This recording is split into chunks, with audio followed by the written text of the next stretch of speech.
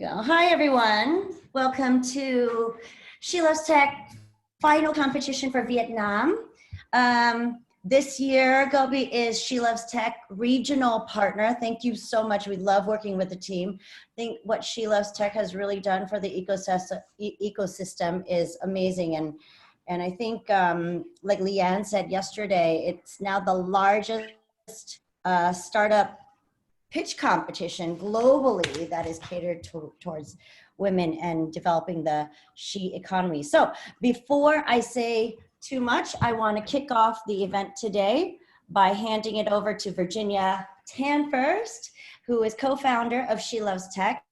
You can set the stage, talk about the competition, the prizes before we get into today's events, and then right after this, we'll hand it over to Amy, who is our Vietnam team, who's done so much work. Amy and Phương has done so much work on this, on this competition. So, Virginia, on to you. Hi, everybody. It's a huge pleasure to be here today. I think this is our first year in Vietnam, and thank you very much to the hard work of Shannon and her team at Gobi Ventures, who we are absolutely thrilled, to partner with. I think She Loves Tech was started out of a little room, actually, at an accelerator in the heart of Beijing late in 2015. And within a span of 6 years, She Loves Tech competitions are now in more than 30 over international locations across the world and across 6 continents. We have now become the largest startup competition for women in technology. And we're very, very proud to do that with the support of great mentors, experts, our community, and of course, who can forget the entrepreneurs themselves. So with much ado, I am excited, to kick off She Loves Tech Vietnam. So I think what She Loves Tech really stands for is that we believe that the role of women in accelerating the next generation of innovation and technology is crucial. Without women, I don't believe that we can solve the world's greatest challenges. And so She Loves Tech is really the bridge that wants to connect women in technology, seeking out and accelerating the best entrepreneurs, as well as technology which we believe can be scaled for transformative impact. And we believe this combination is key to solving the world's greatest challenges. How can you solve the world's greatest challenges with only 50% of the population? And I think one of the things which have moved me so much over the last couple of years is how much, entrepreneurs, from She Loves Tech, how committed they actually are in terms of solving social challenges. I think a huge thing that I notice is that, giving back to society, solving, social challenges, apart from just the financial bottom line, has been a key motivator for a lot of the entrepreneurs who are essentially setting up businesses and competing here today. So that's actually very, very moving for us. Empowered by technology, I think women are changing the way we live, the way we work, the way we consume. When I think of the she economy, I think of women as conduits to new patterns of behavior and actually much needed social change in a post-COVID world. So by creating a global ecosystem for women in technology, by championing the best entrepreneurships through education and mentorship, with mentors coming from, executives, the VC world, corporates, and our own community, getting you guys pitch ready for one, but I think also helping to shape the strategic vision and also that fundraising path as you go forwards. And I think going forwards, what She Loves Tech, is intending to do is actually to really start to unleash a whole ecosystem, a structured ecosystem of strategic resources. And that's what we hope to actually unveil next year, in addition to sort of the competition. Next, please. Our global impact. So how do we take you to the next level? So, I think after this year's startups, actually that number is more like 5,000. So this year alone, we've received more than 3,000 across the world. And that number greatly also has increased. Instead of 100 plus 100 million, our top 20 or 30 startups have raised more than 150 million so far. And, one of the things that we're thinking about going forward is actually how do we, if we accelerate, let's say 100 or 1,000 of the best women entrepreneurs across the world, how do we unlock, let's say $1 billion of capital per year? So this is actually what we're really thinking about going forwards. How do we actually, build this ecosystem in a much more structured way? And how do we ensure that people actually get the sort of the resources and the help that they need, apart from just a great platform to pitch. I'm very, very proud of the startups who are here today, and I'm really looking forward to your pitching. Next, please. In 2020, we are in over these 30 countries. I think this year is our first year in Australia, our first year also in South America, in Chile, other emerging markets, for example, such as Sri Lanka, our first time obviously in Vietnam, and more locations, across Europe, as well as Africa. Next, please. And I think what do you guys have to look forward to sort of after the competition?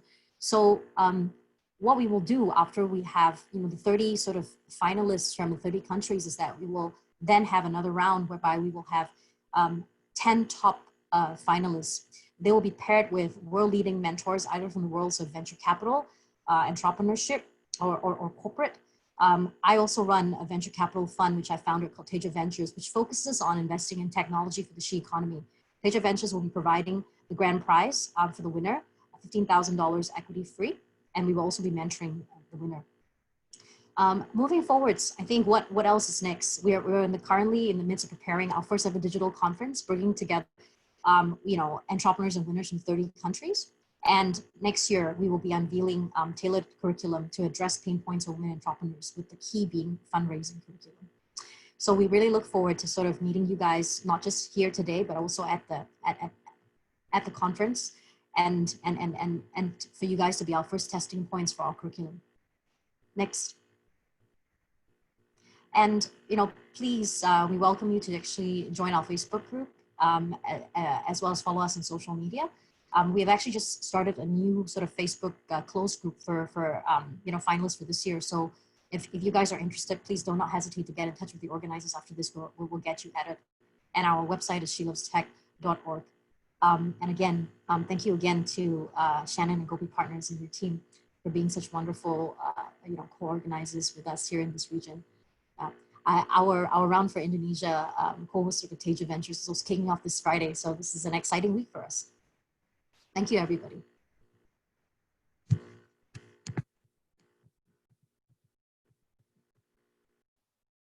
We will also be sharing the recap video of the She Tech Global Competition last year. So take a look.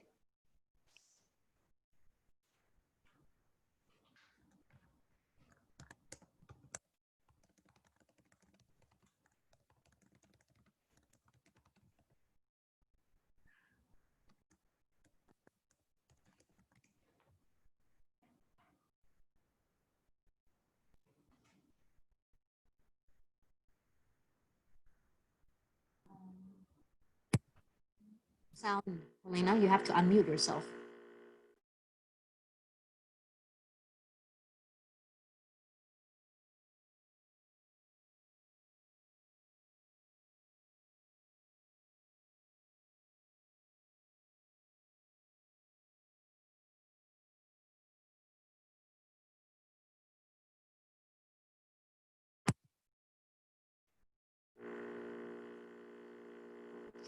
Helena, I think there's no sound. I think you have to unmute it.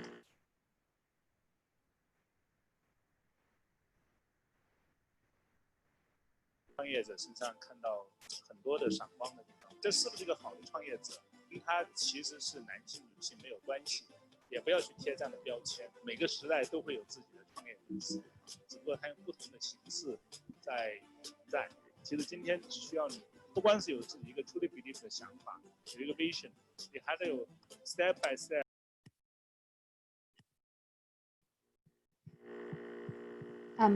Helena, maybe we can replay the video.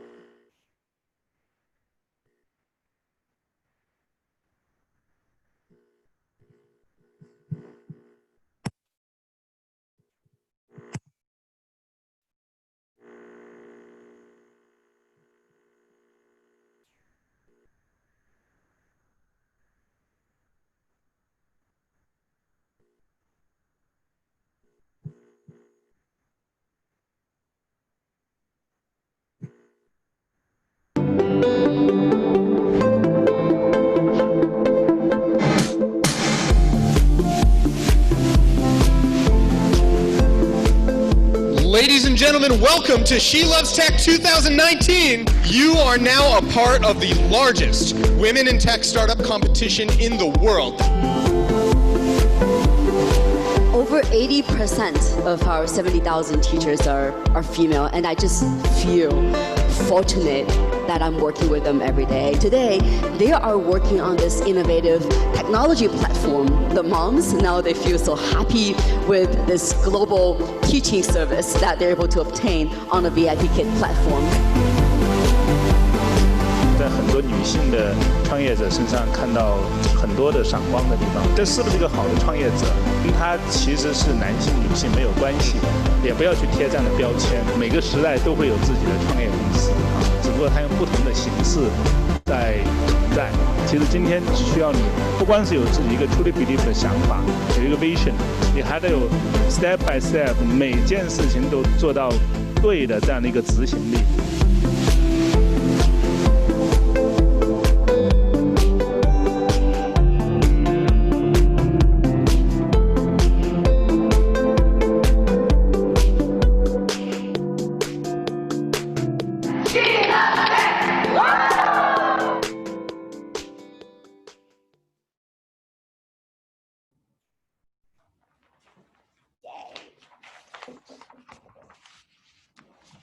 Cool. Okay.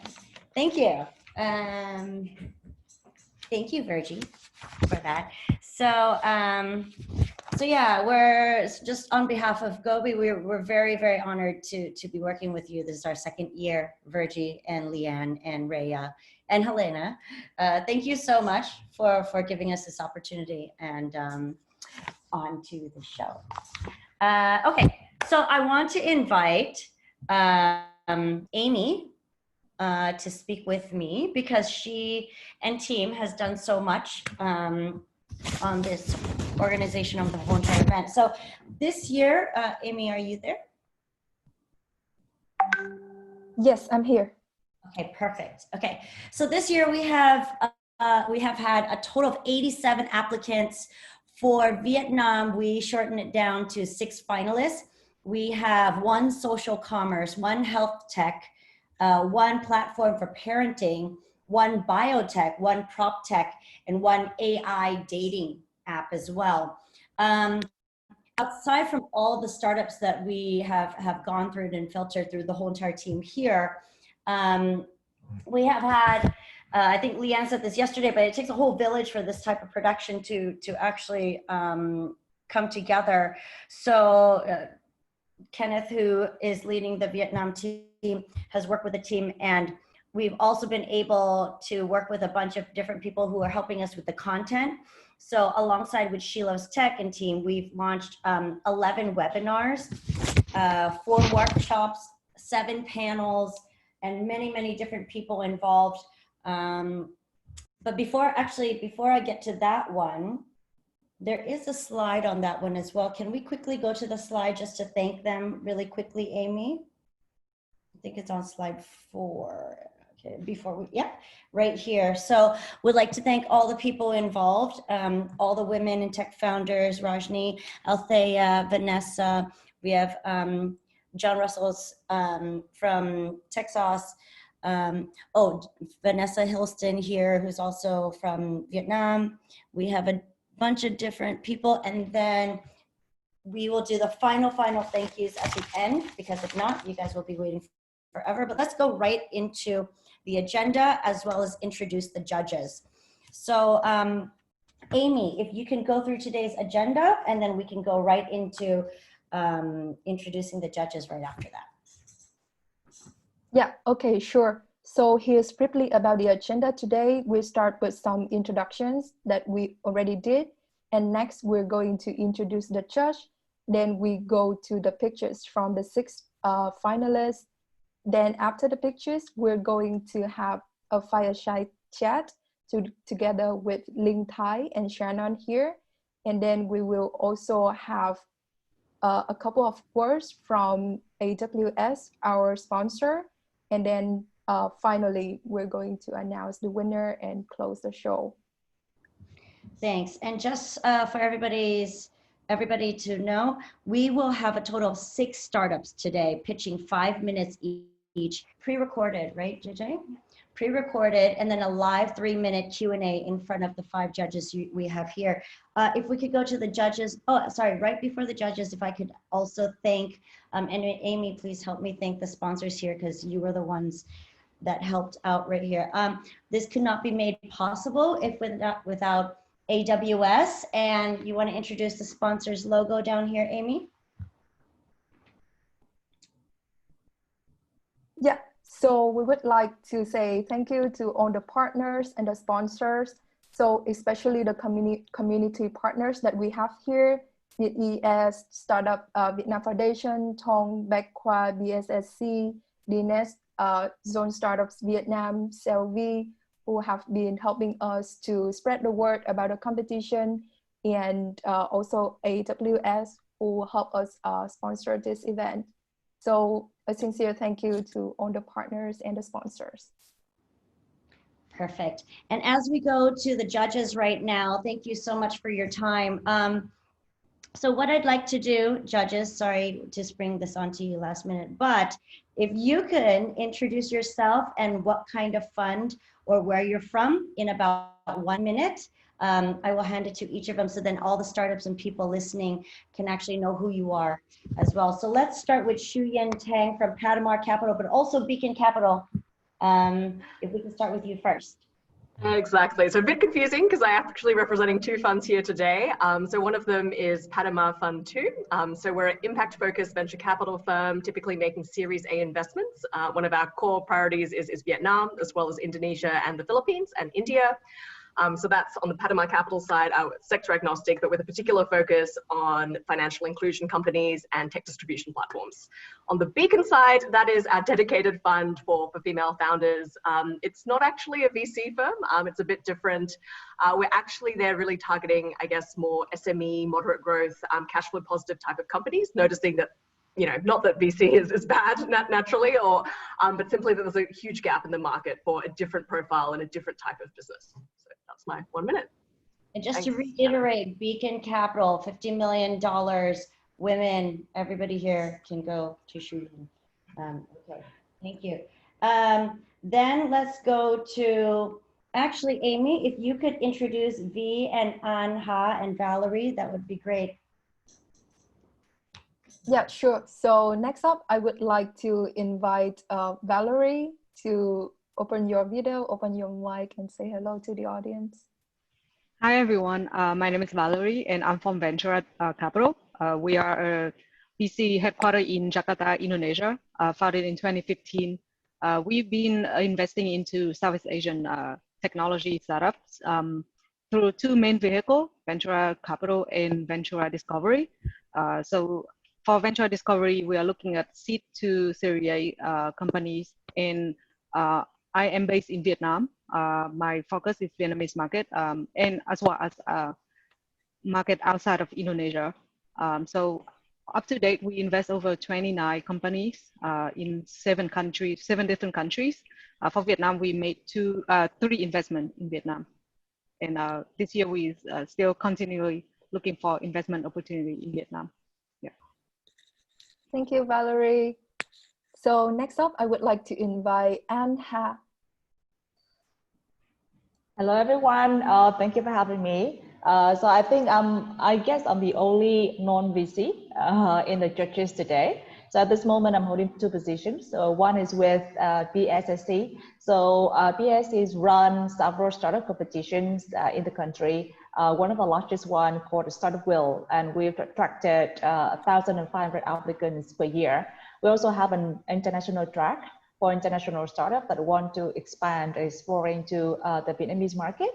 And the second position is at the, actually is IPP. So at the Investment and Business Partners. So this is a new venture. I'm starting with some of the businessmen and women in Vietnam, and we've run several accelerators. Some of the first accelerators, we focusing on the deep tech, because we want to promote the deep tech or the tech startups with a focus on R&D and to promote the high-tech technology here in Vietnam. Yeah, so I'm very glad to be here and very glad to be with the female founders in the competition. Thank you. Yeah, thank you, Anne. really great to have you with us. And next, I'd like to invite Vile from Do Ventures. Hello, everyone. My name is V. I'm the general partners of Do Ventures. We are newly 50 million VC fund, headquartered in Ho Chi Minh City. We typically invest in tech companies that can create profound impact to improve life qualities. And we follow a comprehensive investment approach, which is we would invest in the seed round as lead investor, and we can follow on up to B round. And I'm very glad to be here, and hopefully I can support more female-founded startups. Okay, thank you, V. And then finally, I would like to invite Kenneth from Gobi Partners. Hello, everyone. Can you hear me? Yes. Perfect. Hi. I'm Kenneth from Gobi Partners. Extremely excited to be here. Only male judge for the session today. But yeah, just a quick introduction about Gobi Partners. We are a regional venture capital firm. We invest across different stages, from early stage investors to growth stage investments across Southeast Asia. Extremely excited about the event today and hope to hear from all of the participants. All the best. Thank you. Cool. All right. Well, thank you, judges, for your time, for being here. Thank you, everybody who's participated. So after we get through the, after the startup pitching part, we will actually have time for the judges to deliberate. And then during that deliberation, we will have a fireside chat with myself and Linh Tai, who's also another shark on Shark Tank Vietnam, who will be talking about women in business motivational hacks and startups. So as of now, I will hand everything to Amy, who will be our MC for today. And to all the startups, good luck, and I'll see you at the end of at the finish line. All right, so right now, without any further ado, I would like to invite the first startup to pitch. So the pitches are pre-recorded. We will have like 5 minutes for the pitch it, and then after that, there will be 3 minutes for Q&A from the judges. Okay, so the first startup that going to pitch is ADVO.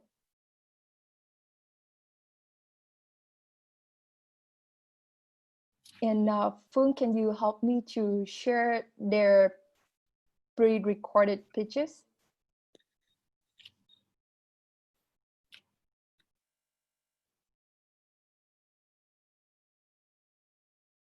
You have to unmute yourself.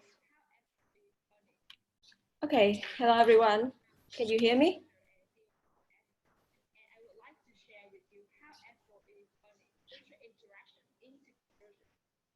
Nowadays, nearly half of the population is active on social networks.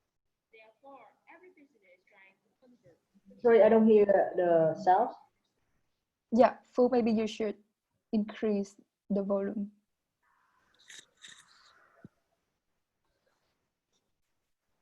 Yeah, wait a second. I'll stop sharing.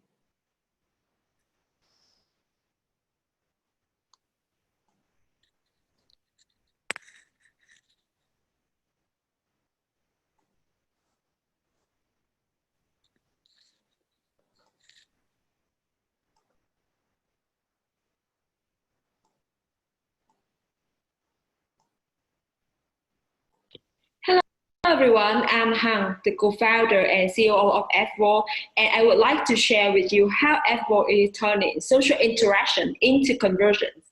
So nowadays, nearly half of the world population is active on social network.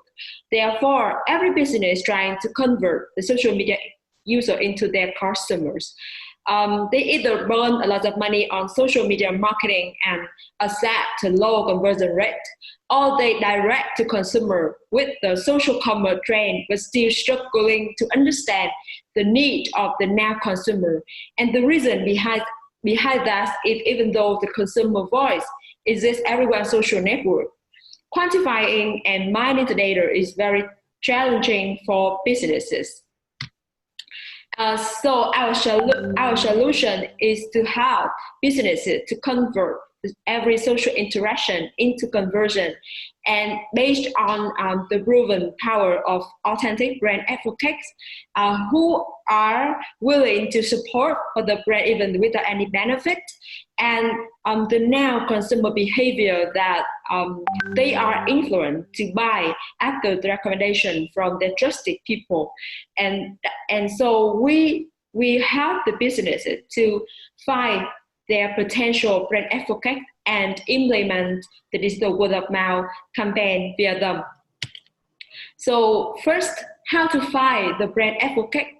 So we developed the unique social advocacy measurement system, and with 3 metrics: the passion point, content creation, and amplification factor. So in short, the passion point, so the level of passion a user has with your brand, so are they a supporter or they a hater? And second, the content creation, so who can write an effective content? And lastly, the amplification factor, so the level of influence a user can create within their social network. And our advocacy metrics have been well validated, and we received the $400K US grant from Vintaxi and Google, and we also published a lot of papers on trustworthy data science conferences and journals. So together with ADVO, we also provide a mechanism named ADVO, and this is the management platform for the businesses to plan, implement, and manage their digital word of mouth campaigns. And in short, the advocates are motivated and rewarded to share their authentic recommendation with the network. And so in summary, we, with the support of advanced technology and advocacy at the core, so we define ourselves as a one-stop solution for digital word-of-mouth strategy. And currently, we provide the companies with the measurement engine and the advocacy management platform. And in the future, we plan to expand our business with the ADVO-Net, is the network for the brand advocates. So we plan to explore the market currently worth more than $10 billion US. And first, we focus on the big enterprises, and we work with Samsung for employee advocacy strategy, and we also acquire the SME with the consumer advocacy project, and we work with some cosmetic and fashion company in Vietnam, and in the near future, we plan to expand our business by acquiring more merchants. So to be able to do that, we build a strong team with diverse background, and notably, the CEO has successfully run 2 IT companies, one based in Singapore with more than 100 engineers, and with sort of big clients such as Samsung, Temasek, Roche, Nestle, and another is the startup based in Switzerland. And the CTO, he's the former CTO of FPT Software, and he also has 2 passions relating to IT. And about me, I'm the COO and have a lot of experience in project management and SaaS startup. And that's all about our business. Thanks for listening. Thank you, Han. Han, yeah, maybe can you unmute yourself to start receive the question from the judges? Okay. Hey everyone, my name is Han, the co-founder and CEO of ADVO. Yeah. Yeah. Okay. So I would like to invite Anha for the first question for ADVO. Hello, Han. Just have a very quick questions. So can you explain a little bit more about your key customer segment? Because I see you list Samsung and you list some other SME. So which are your key customer segment, big corporations or SMEs, merchants? And can you tell us a little bit more about your revenue model as well? Thank you. Okay, so thank you for your question. So the first about the customer segment. So at first is follow our development plan. So at first we focus on the big enterprise because we define ourselves as the solution provider. So we approach the big enterprise with huge budgets, and we have them to implement their advocate campaign on social. Like for example, when we work with Samsung, so we have them to do the digital word of mouth campaign with their own employees, because we know that at first when we leverage the current employees or the current customer of the big enterprise, okay, we can have them to like increase the conversion rate. Yeah, but in the future, like we also expand our business with by acquiring the SME because after we finish our like platform, so we can provide the SME with the platform with affordable price. Yeah, and for the revenue model, so for the it is a little bit different with the different customer segments. So for the big corporate, so we charge them with the service fee. And for the SME, so it's like the subscription fee, and we also charge on the commission. Yep. Is this okay, or you need to know more about it? Can you help me to clarify the business model? So what kind of conversion you provide to your customers? All right, so for the business model, so at first, because we are a tech enabler platform, right? So the merchant can use our platform to plan, implement their advocate campaign. Yeah, so for the big corporate, so we serve them at the agency, and we provide solution directly to them. So we charge them by the service fees, like the fixed budget for every corporate. What type of conversion means that you help them to gain more transaction, or you help them in terms of gaining more number of followers? I want to quantify the kind of goal you provide to your customers. So yeah, the biggest goal that we have the business is increase the conversion rate on social network, like increase sales. Like for example, with Samsung, so Samsung have more than 3,000 employees. And then the employees, they can go to the social network to share and review about the Samsung product, and they have Samsung to viral for the brand and also increase the sale because they are fed to their own network. Yeah, and the employees network can go and buy the product of Samsung, and that's it. Walk us through the the customer journey.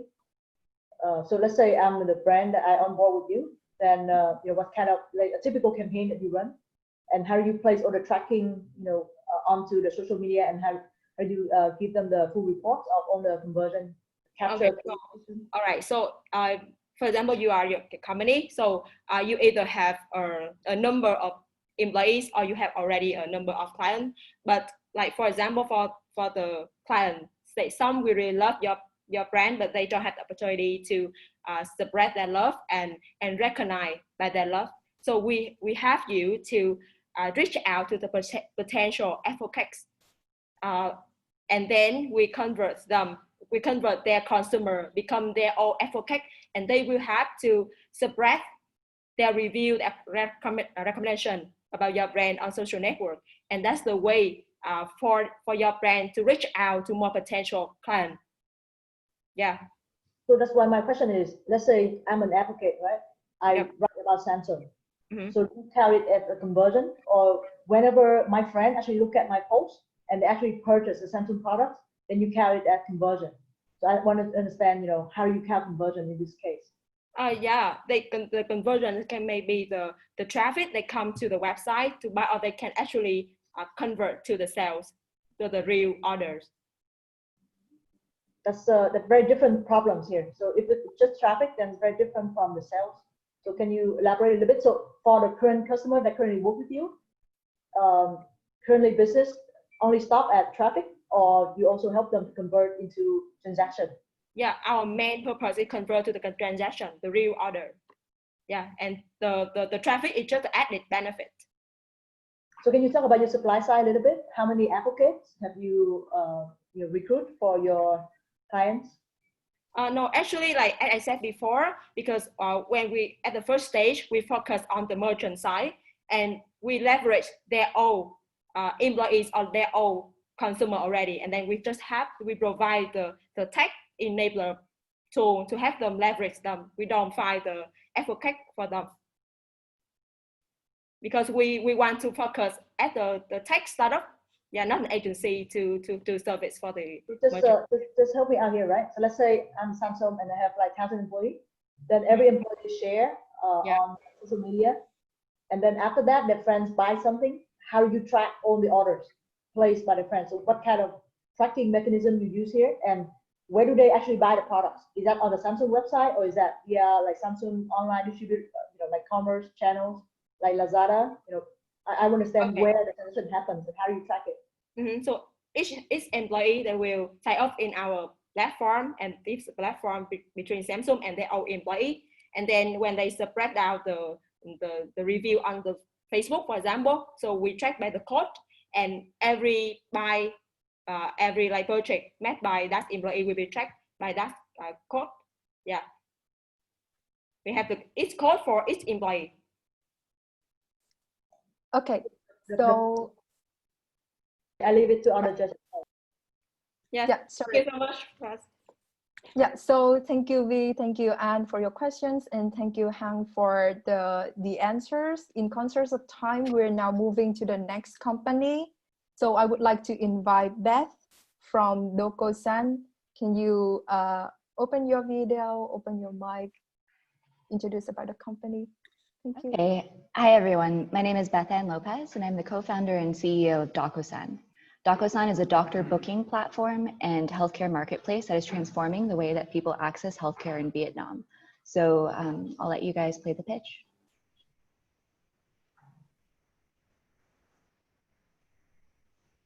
Hi, everyone. My name is Beth Ann Lopez, and I'm the co-founder and CEO of Docosan. Docosan is a healthcare marketplace.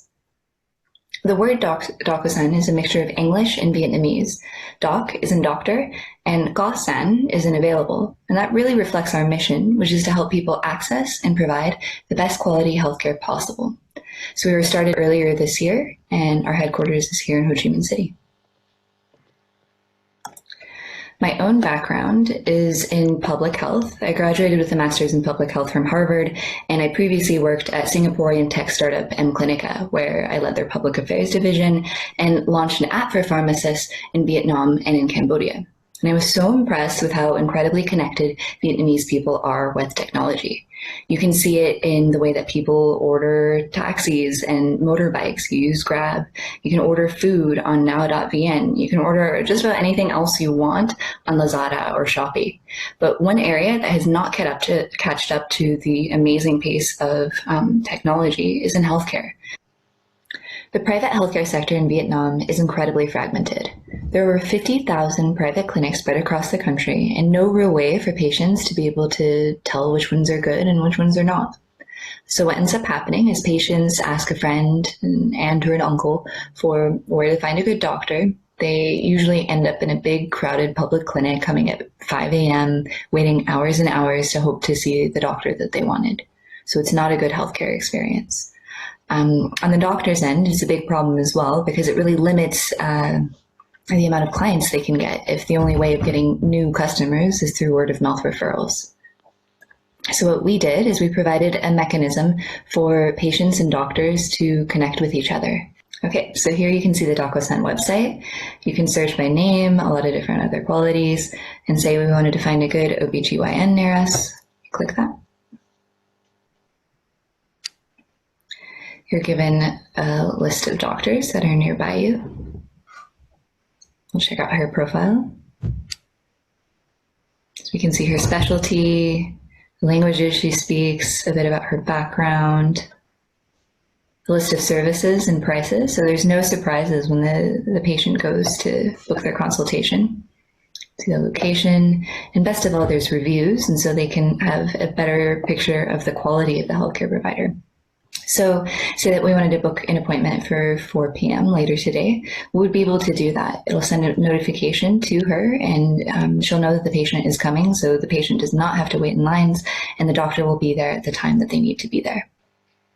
We give them automatic appointments so they can accept bookings online 24/7, a mechanism to build their reputation, get the word out beyond these word of mouth circles, as well as CRM tools like SMS and email marketing. We're incredibly bullish about this platform because we've seen tremendous demand from both the patient and the doctor side. People are tired of having to wait in these lines, having it be so difficult to find a good doctor.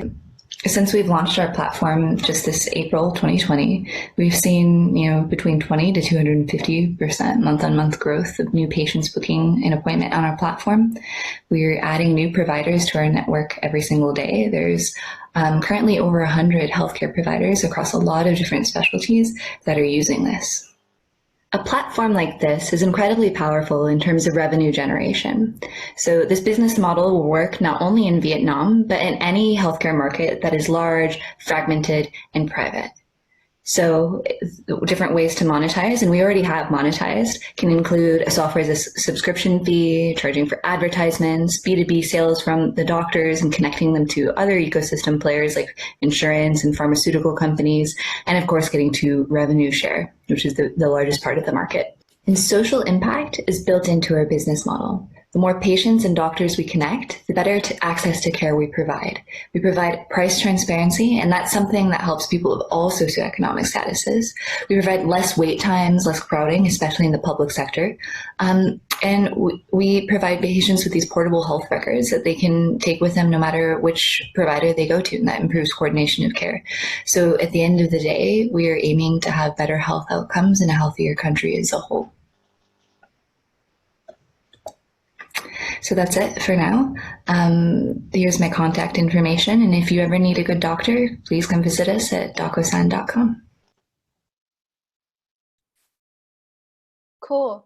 So I would like to invite Shuyin to ask the first question to Docosan. Sure. Thanks. Hi, Beth. Good to see you again. Yeah. Right. Of questions. Maybe, obviously there's a number of different health tech players in the market, right, approaching this particular challenge from a number of different angles. So curious to know how you differentiate yourself, say, versus a Doctor Anywhere or a GeoHealth. As I said, I know they're not exactly the same kind of marketplace model that you're pursuing, but would love to get your competitive advantage and differentiation.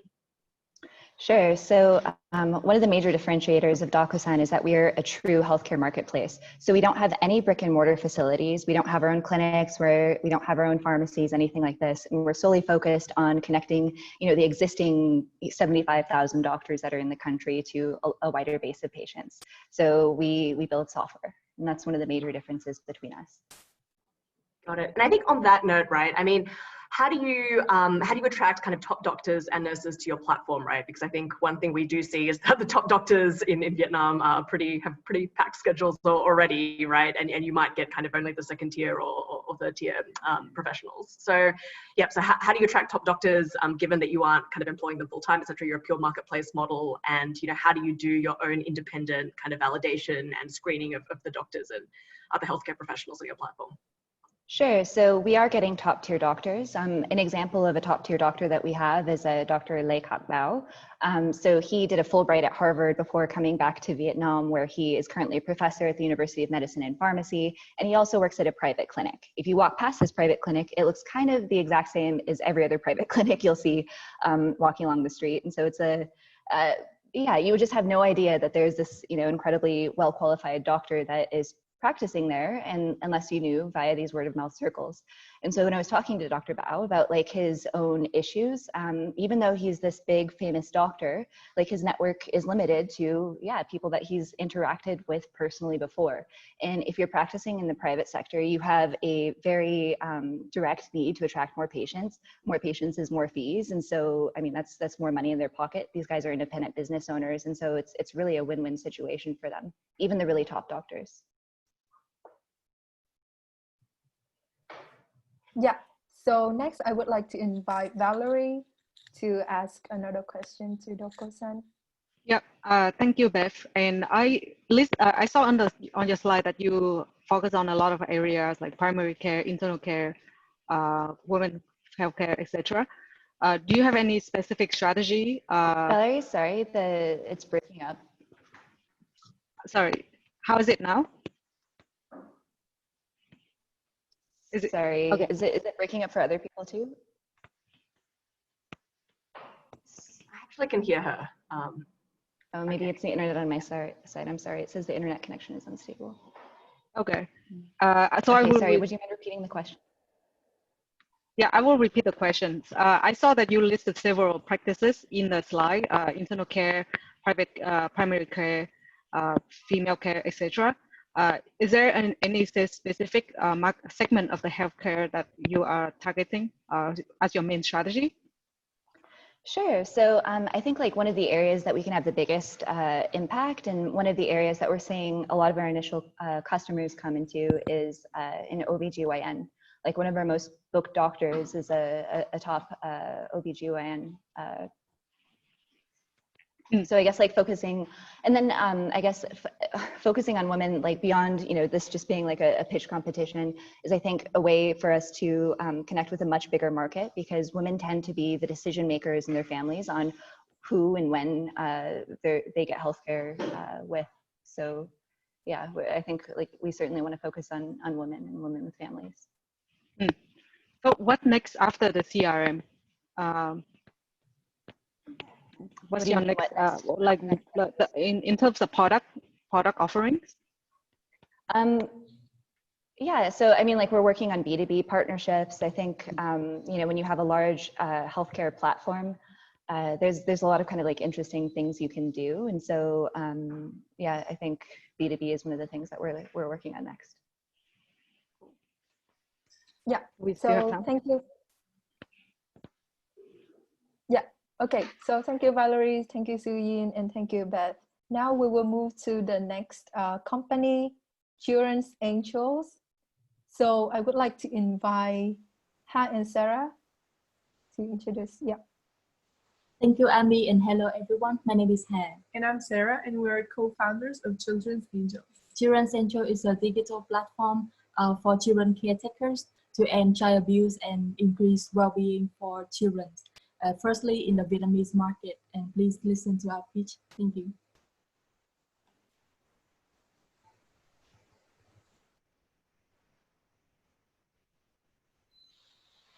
Hello, my name is Ha. And I'm Sarah. We're delighted to represent our team to talk with you about Children Angels, a project we have been dedicating to in the last 7 months.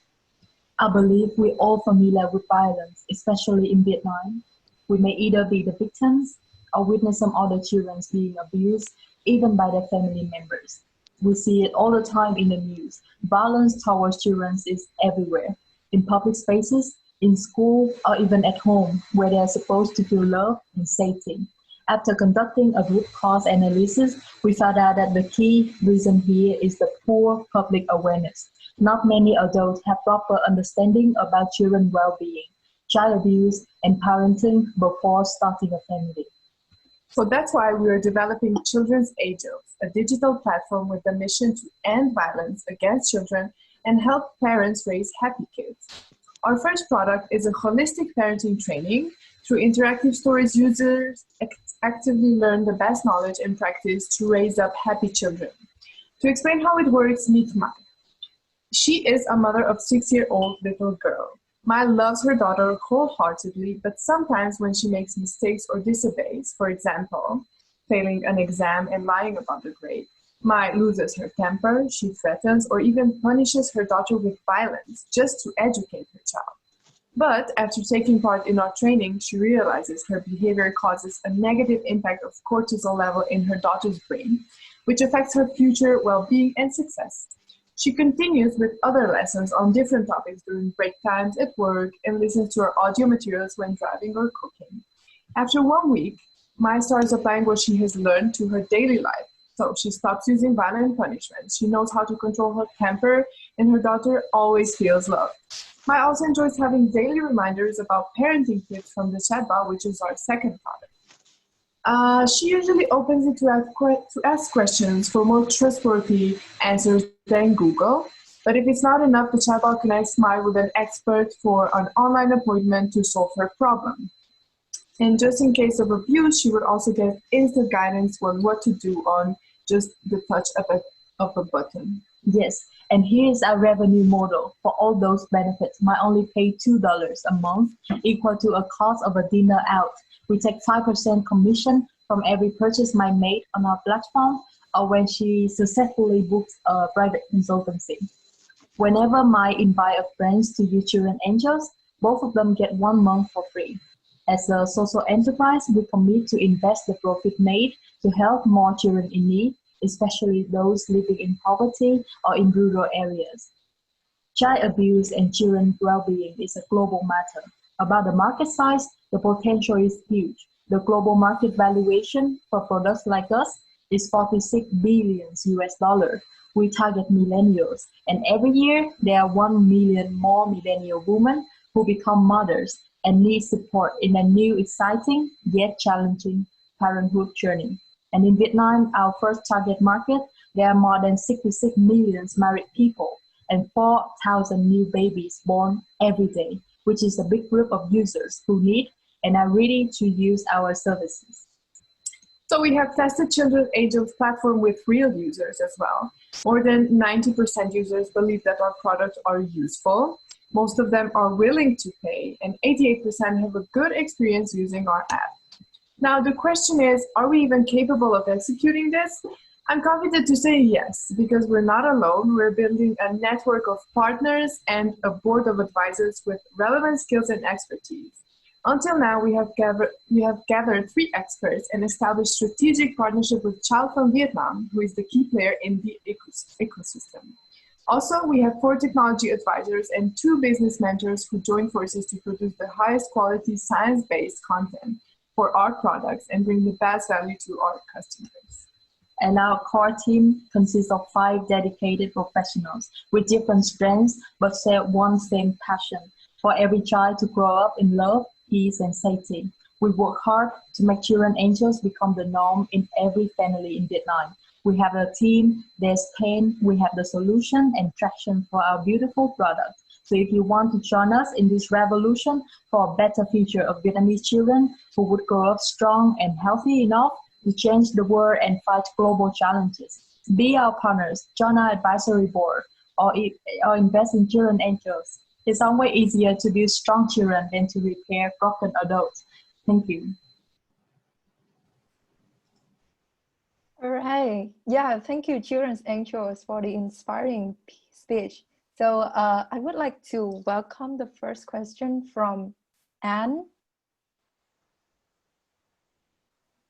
Hey, thank you for a very beautiful speech.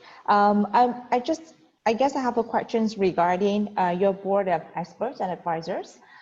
It seems that you have, gathered a very strong board of experts and advisors, but how about other consultants that go into, work on your platform and who's going to consult for the parents? Do you have a process of validating the consultant?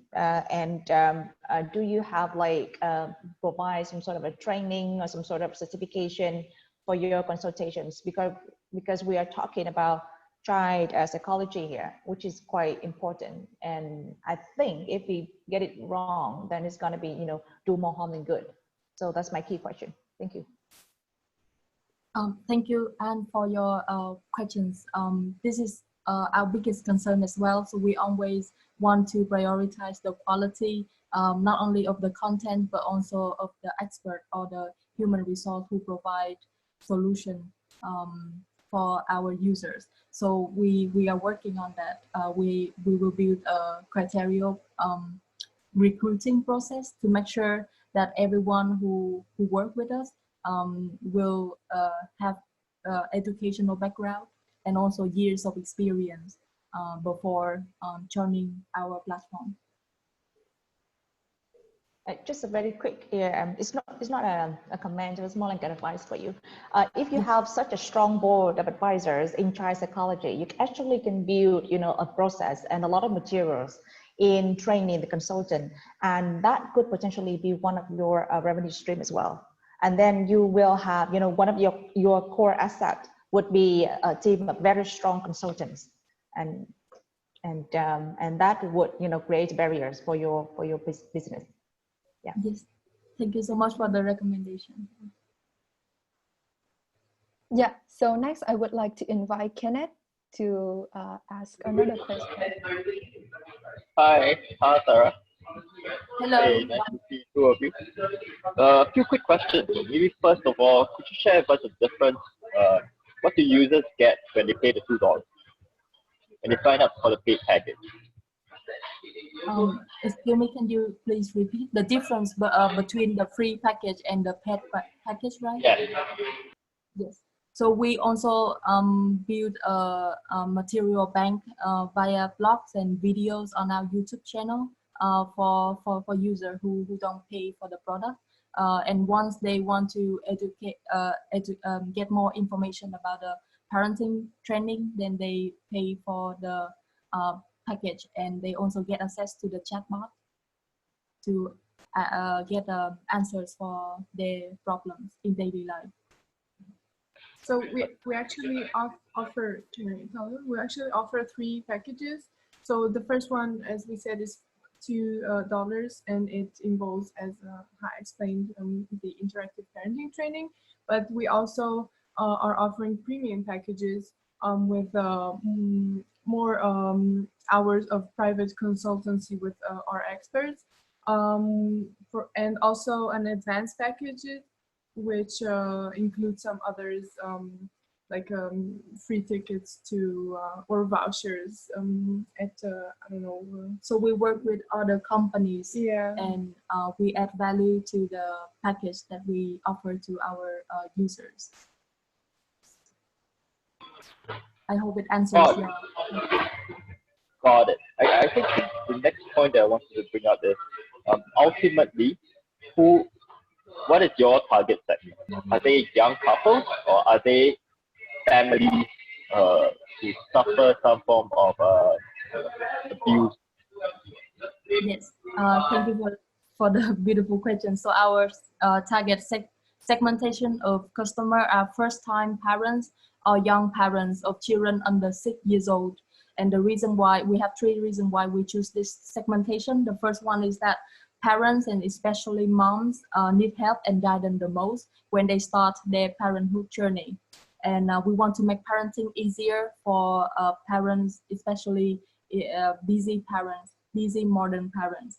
And we believe that if we can capture the users in the start of their journey, is increase the chance for us to continue offering services and products years later in their journey. And the last reason is that the first years of a child plays an important role in shaping their development and future. So if the parents have the knowledge and good practice to take care of their child in this important phase, it would create the biggest impact. All right. So thank you, Thank Kenneth. Sarah. Thank you. Yeah, thank you, Kenneth. Thank you, Anne, and thank you, Ha.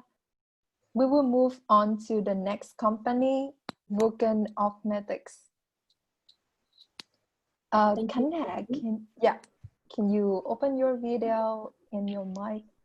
Hi, can everyone hear me well? Yes. Hello, everyone. My name is Kenneth. I'm the co-founder and general manager of Vulcan Augmetics, and we're using robotic technology to transform the lives of 40 million amputees in developing countries, starting from Vietnam. And following is my pitch. I'm looking forward to hearing more questions and feedback from the judges.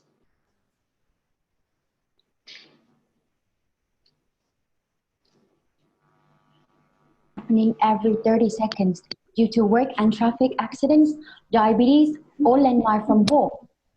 When such thing happens, if you're in the West, you'll get adequate support from the government, the insurance, and the medical system. But if you're in countries like Vietnam, even getting a prosthetics to help you gain back functionality and confidence will be a big problem. Why is that? Right now, almost 100% of prosthetics in Vietnam are imported from developed countries, which make them very hard to access, very expensive to buy, and it's a big challenge to get maintenance. That's why among 40 million amputees in developing countries, only 5% of them is being served by the current market. So at Vulcan, we want to change this through our innovative technology and a sound philosophy. This is 2 out of 18 users that we have transformed with our product. So what's so special about our products? Our design focuses on modularity and efficiency, which allows us to mass manufacture and sell for 3 times cheaper than the current market, while keeping the product fast to adapt, easy to use, and effortless to get maintenance. In terms of business model, we're distributing our product through the key channel as clinic and hospital.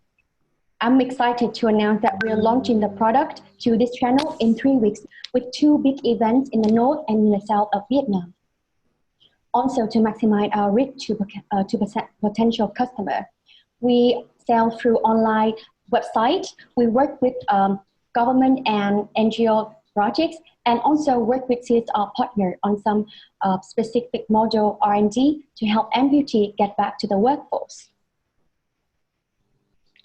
And even pre-market, we managed to gain meaningful traction in 4 key channels and have $35,000 in revenue in the last 6 months. We are in partnership with the leading home brands and international organizations such as BSSC, the Coffee House, UNDP, and Bakermix. This year, we're focusing on robotic arms, which give us a 75% margin at $800 wholesale price and $1,300 retail price. Our next major R&D will be in prosthetic legs. And next one, we'll move to other assistive and wearable technology, which are highly transferable and compatible to prosthetic technology that we are developing right now. We're expecting to earn $300,000 within 12 months of commercializations and reach at least $2 million revenue within 3 years. We have a team of 15 talented, motivated, and committed individuals who have accumulated a 50 years experience in prosthetics, engineering, and growing business. Right now, we'll welcome investment of $1 million to help us accelerate our penetration in Vietnam and rapidly expand to Malaysia next year. And lastly, I would like to share with you our far-reaching vision that at Vulcan, we believe that one day human will be in utter control of our body, how it looks like and how it responds. That one day, nursing or replacing a limb will not be a tragic anymore, but a mere inconvenience. And we're proud to be pursuing that vision with the human race. Thank you. Thank you, Kenneth, for the beautiful pitch. I would like to invite V to have the first question to Vulcan. Hi, actually I know the team before, so maybe I would like to understand a little bit more about attraction. I think I meet your team maybe last year. It would be great to understand. So you mentioned that you have 35,000 in terms of revenue. How many units were sold? That was and I think the part I want to understand more is about distribution plan. Right? Yes, that's right. So the $35,000 came from 3 main channels. First is the NGO channels. We launched our own uplift project in which we collected $25,000 in sponsorship and fitted to 15 people. And then the next 3,500 is from UNDP Mind Action Projects. So UNDP is working with Vietnam and Korea government to do Mind Action Project every year. And this year, as they know about Vulcan Augmetics and our affordable robotic arm, they decided to do a pilot fitting project. So we managed to secure a pilot fitting project and we fit onto 2 beneficiaries in Quảng Bình. So based on the assessment of this pilot fitting, we'll see if next year we can fit into the major or exclusive provider for UNDP Mind Action Project in other countries. We also, even though pre-market and without the licensing back then, but we do have now, we sold our product into 2 individual customers just to test the feedback from actual paid customer, and we got really, really good feedback.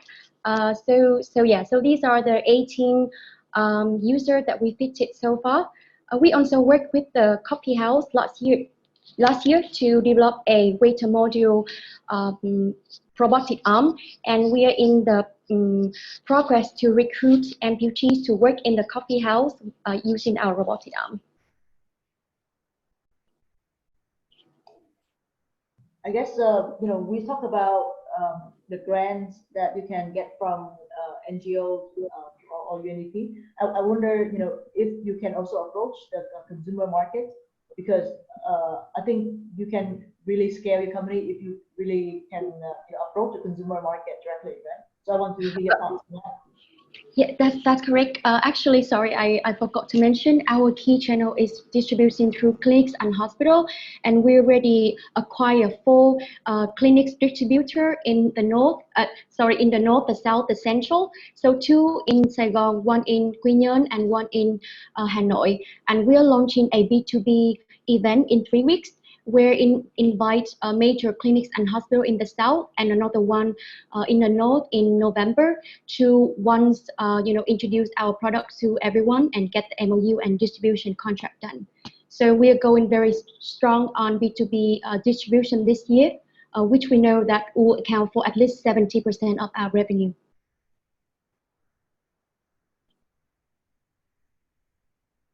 All right. So I would like to invite Shuyin to ask another question to Vulcan. Sure. Yeah, thanks, Ella, for the great pitch. Yeah, I guess moving on, or just also honing in further on the distribution point, right? What is the kind of revenue share or the business arrangement, right, with these distributors? So yeah, have you decided that already, and what do you think will work with these partners? Yes. So I talked to almost all the major clinics, prosthetics clinics in the country already. So right now we are selling to them at $800 wholesale price.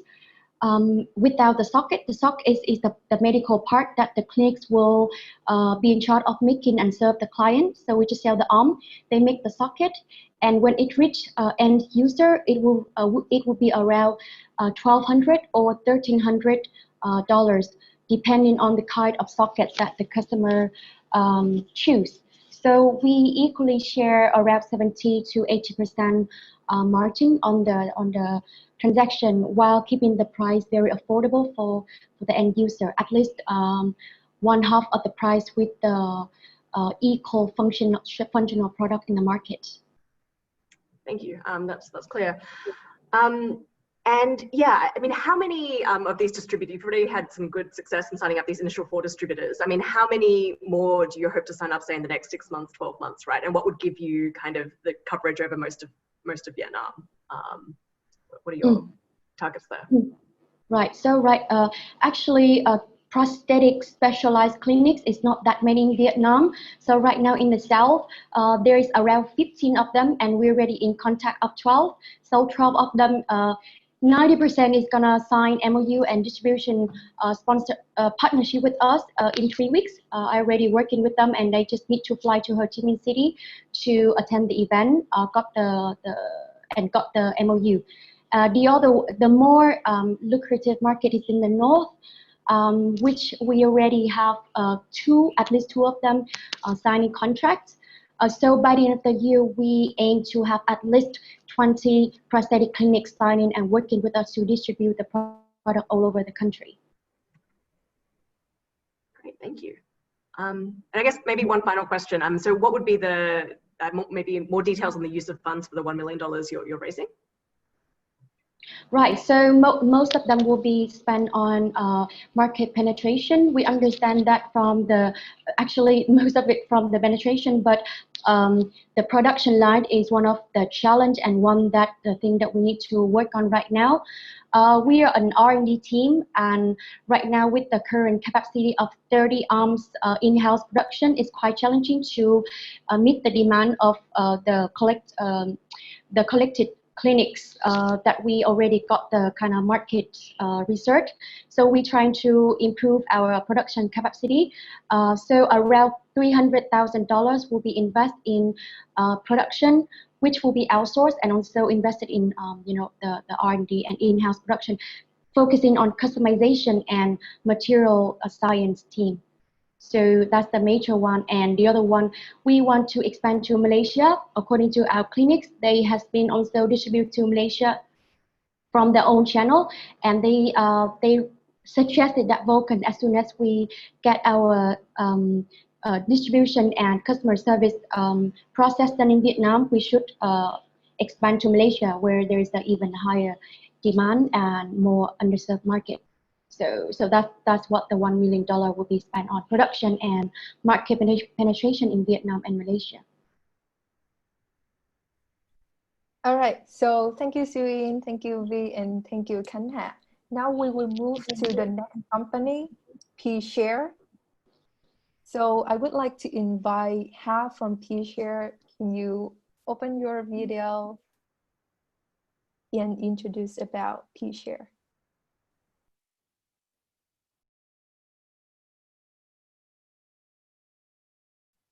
All right, so she just told me that there is some internet connection from her end. So maybe we will go with Fika first and then come back to P-Share later. So Dennis, can you open your video? Yes, hello.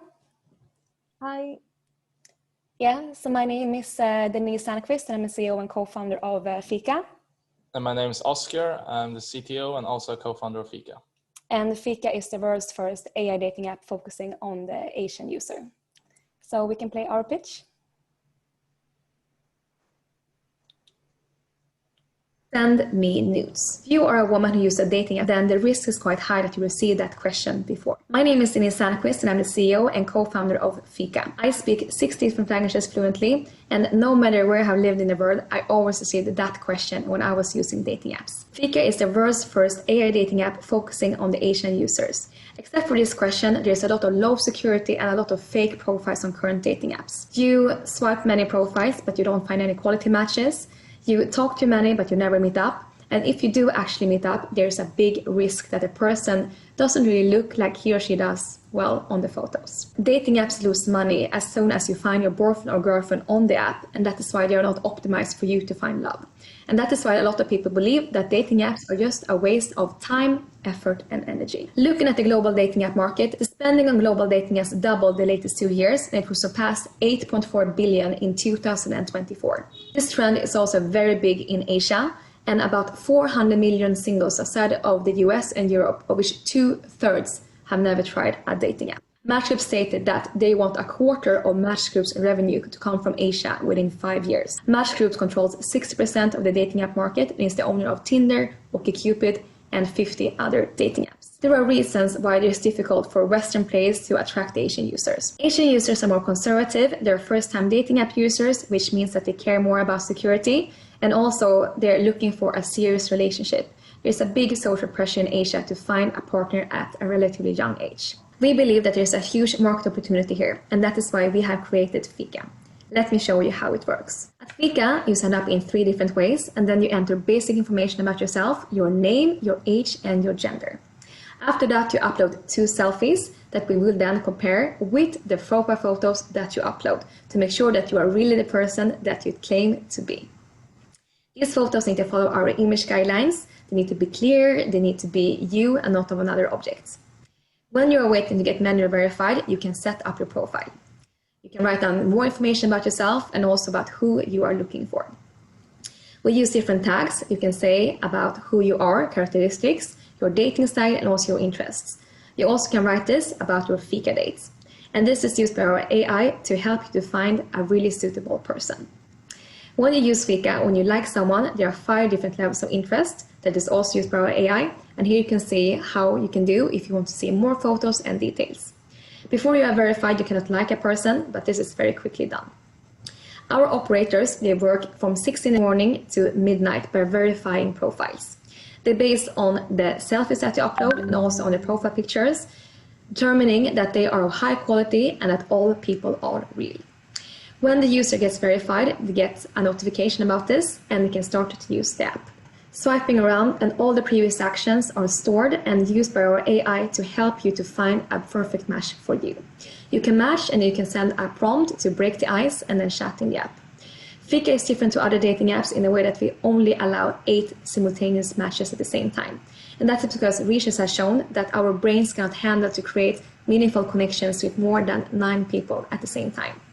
We believe that if we limit the amount of matches, this will create more engagement and more exclusivity, and the chance that people are actually getting to know each other and meeting up is bigger. We received 1,100 pre-sign-ups in only 2 weeks, and after only 6 days on App Store and Google Play, we have over 1,000 downloads. We rank number 75 of lifestyle apps in Vietnam, and we have over 2,200 members in our Facebook group. We launched the full product the 11th of November, and then we will add AI, dating suggestions, gamifications, and a couples version. Currently, we're setting up the B2B app, connecting the best cafes and restaurants in Ho Chi Minh City and in Hanoi. We're currently also developing the couples version of the app, and couples can use Fika for dating suggestions and also as a couples app. Fika is the only app that is safe and also provide quality matches with AI. We make money in 3 different ways. We have 3 main revenue streams.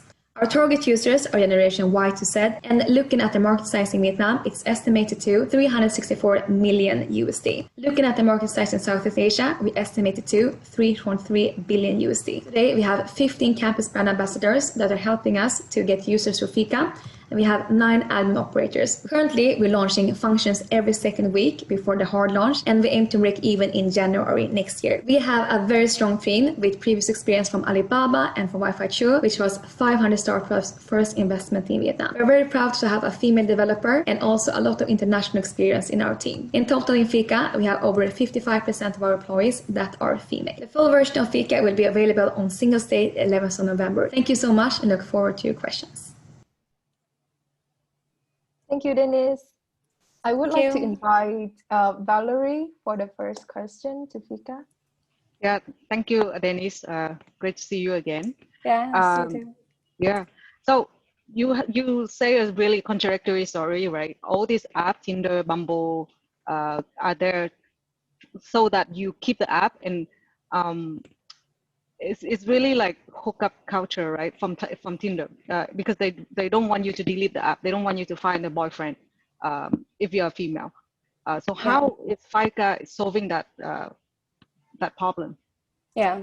So yeah, that's a good point. So yeah, all the other dating apps, they're focusing on pre-match, but we're also focusing on post-match.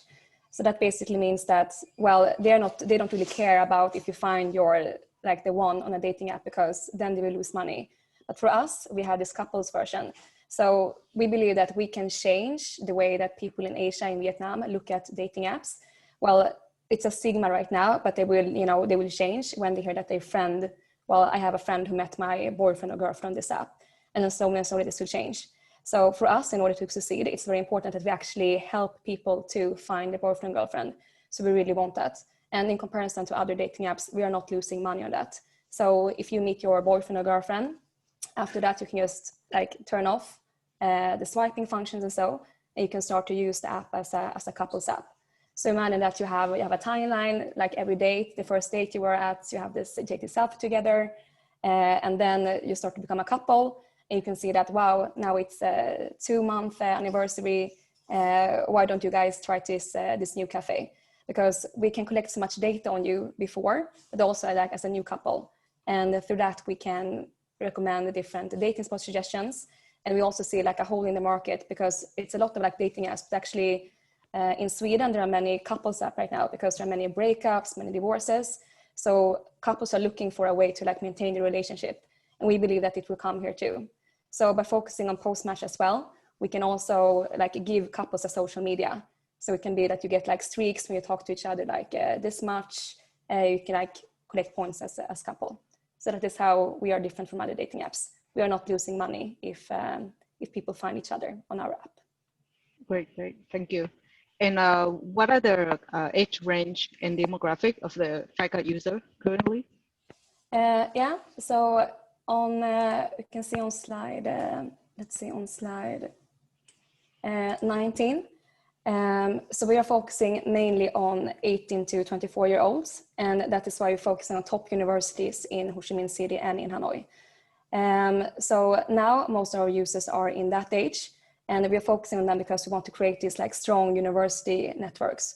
So we have campus brand ambassadors. So they are they represent us, and that is also one of the strategies that like Tinder and Bumble used when they were increasing.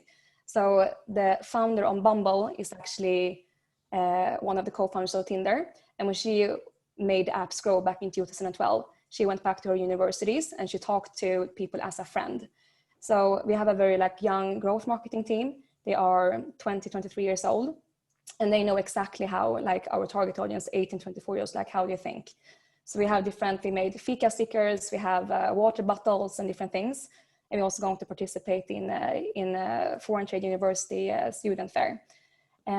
So we focus on them first because we believe that they are sort of like the easiest to attract in the beginning. They're open-minded, they can download different apps quite easily.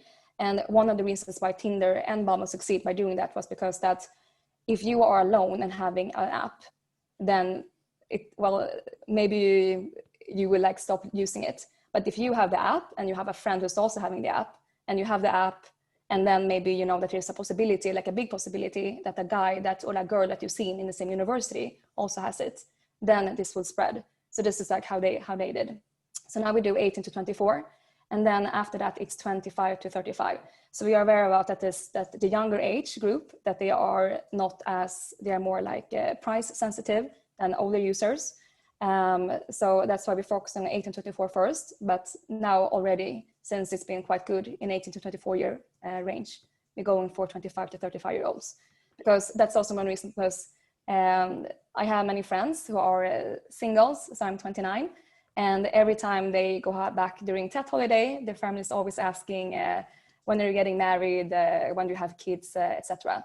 So it can seem maybe a bit shallow to make a dating app, but what we really want to do is like solving one of the biggest issues, like problems that a lot of people have, and that's actually who you're going to spend the rest of your life with. So to help a lot of people, 25 to 35 year olds, to find a suitable person, that's one of our key missions. Great. Thank you. Thank you. Yeah, so thank you, Valerie. Thank you, Dennis. In consideration of time, I think we should move on to the next company, P-Share or P-Homes. So since the founder have some problem with video right now, so I guess we can just play the pre-recorded pitch, and then after that we can ask questions to her later. Hi everyone, I'm the founder of the P-Homes.vn startup. So P-Homes.vn is a matching marketplace platform. So to help people can drive homes in the fastest way, in 3 minutes 14 seconds, we create a platform with all the listings are unique, no duplicated ones, and we based on the house code, and it's totally open for all the partners to connect together. In recent Vietnam marketplace, there are 3 big playing grounds. The very first and on market, we have the big guys such as investors, developers like Vin Homes, Sand Homes, modern style like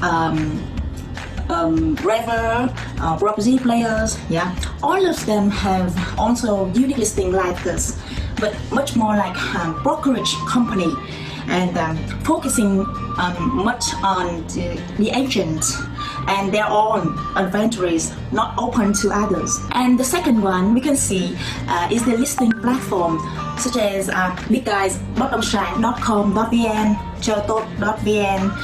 So they are the leading listing on the Vietnam market now, and they cannot still control the listing for the quality information, for the updated and even the fake ones.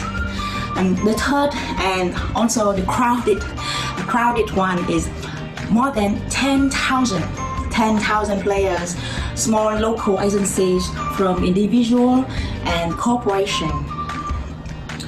Now, it's our time. It's our challenge also to be the first player at the fourth quarter. You can see on the marketplace for unique listing, we are open to connect all players. And what we solve this problem for, because we make the listing place more transparent, updated pool filled in for and not be fragmented like other markets. So how can we do that? Users can search their needs and send offers to the P-Homes web app.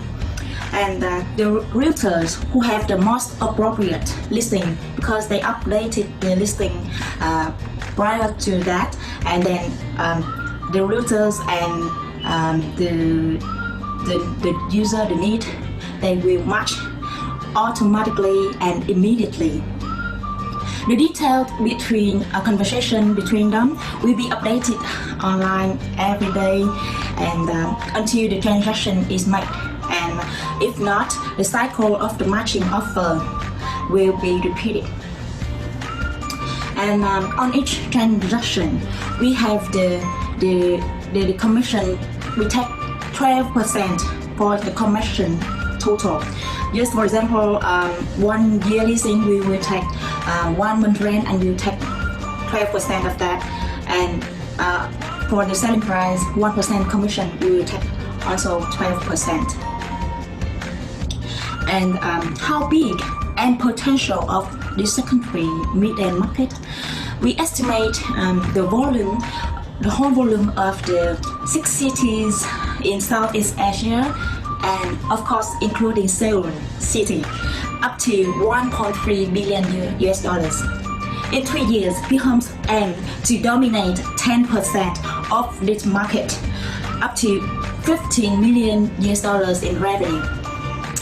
So 10 months running from the beginning September last year till now, we have achieved 3 million GMV with 73 room rate, right? And it was made by the cooperation of the 6 strategic partners of us and over 200 users on the platform now. They also built great listing of the volume 2,300 unique listing updated daily. Okay, now at this early stage, we ask for 314,000 US dollars to help us achieve 1.1 million US dollars revenue and dominating the Ho Chi Minh City in Vietnam's secondary mid-end apartment market in 2021. Why us?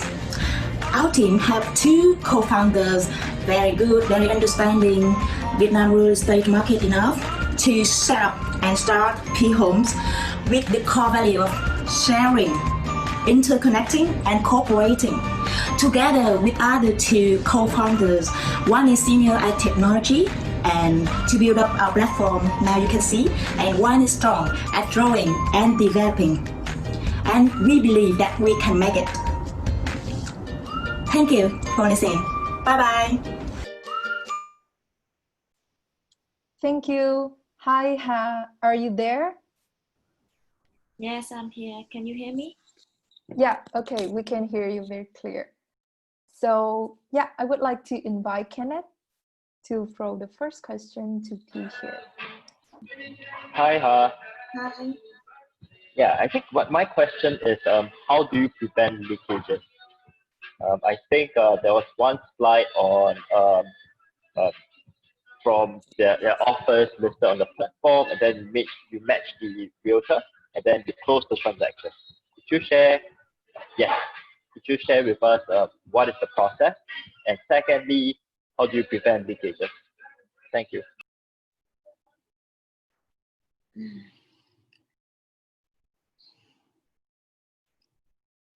Hello? Yes. Yes. You asked about data? Hello? Hi, Ha. Yes. Because the internet is not, it's just corrupted on time. So you asked about data. I heard that. Yeah, I think 2 questions. Firstly, yes, the one. How do you prevent leakages? How you data? Data, you mean the listing?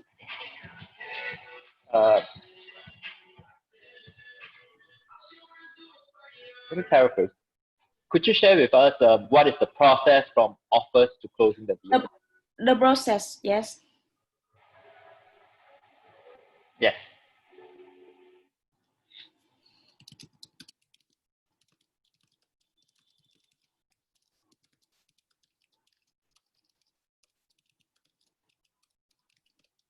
Can you hear the question well? Yeah, so Kenneth is asking about the process. Okay, the process to make the transaction, right? Okay. Yes, thank you. Yeah, yes, okay. So the process to make the transaction is that when the client or the broker has the tenants have the offer of any apartments to rent, they will send the offers online on the platform. And our strategic partners who have the best sales, who are the best sales in the local areas, top 5 of that local will receive that offers immediately and automatically.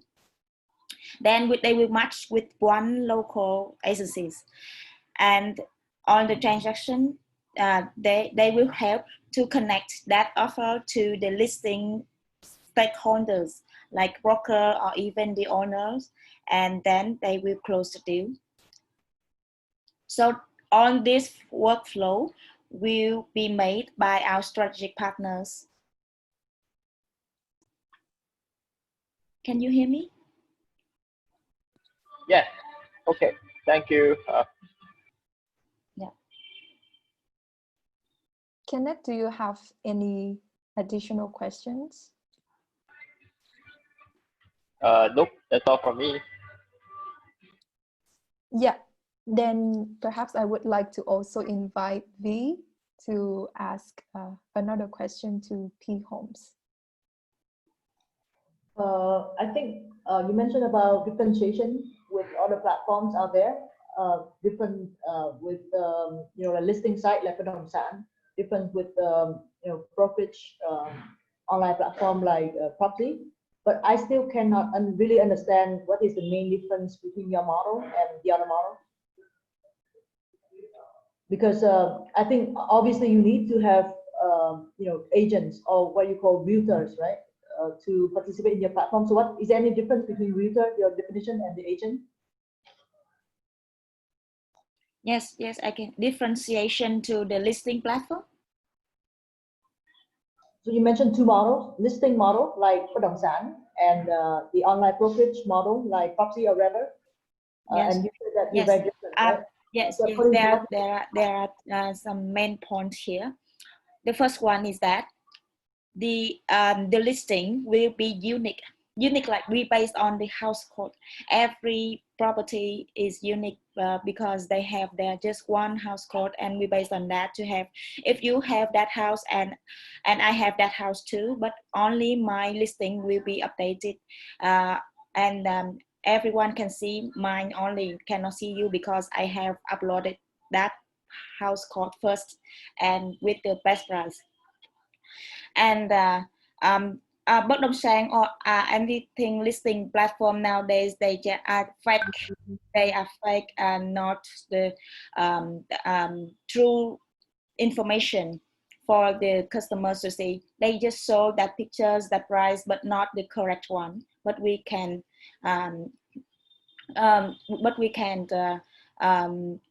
based on house code to do that, because we choose the market as apartment house code is easier to control.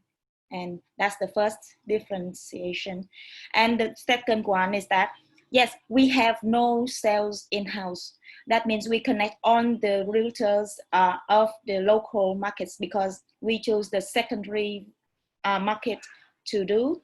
And they all have local who are very best at their areas. So we connect to on that locals to maximize the deals we can make, to connect all of them. Yes, that's the structure of us. We have no sales in-house. Yeah. All right, so thank you.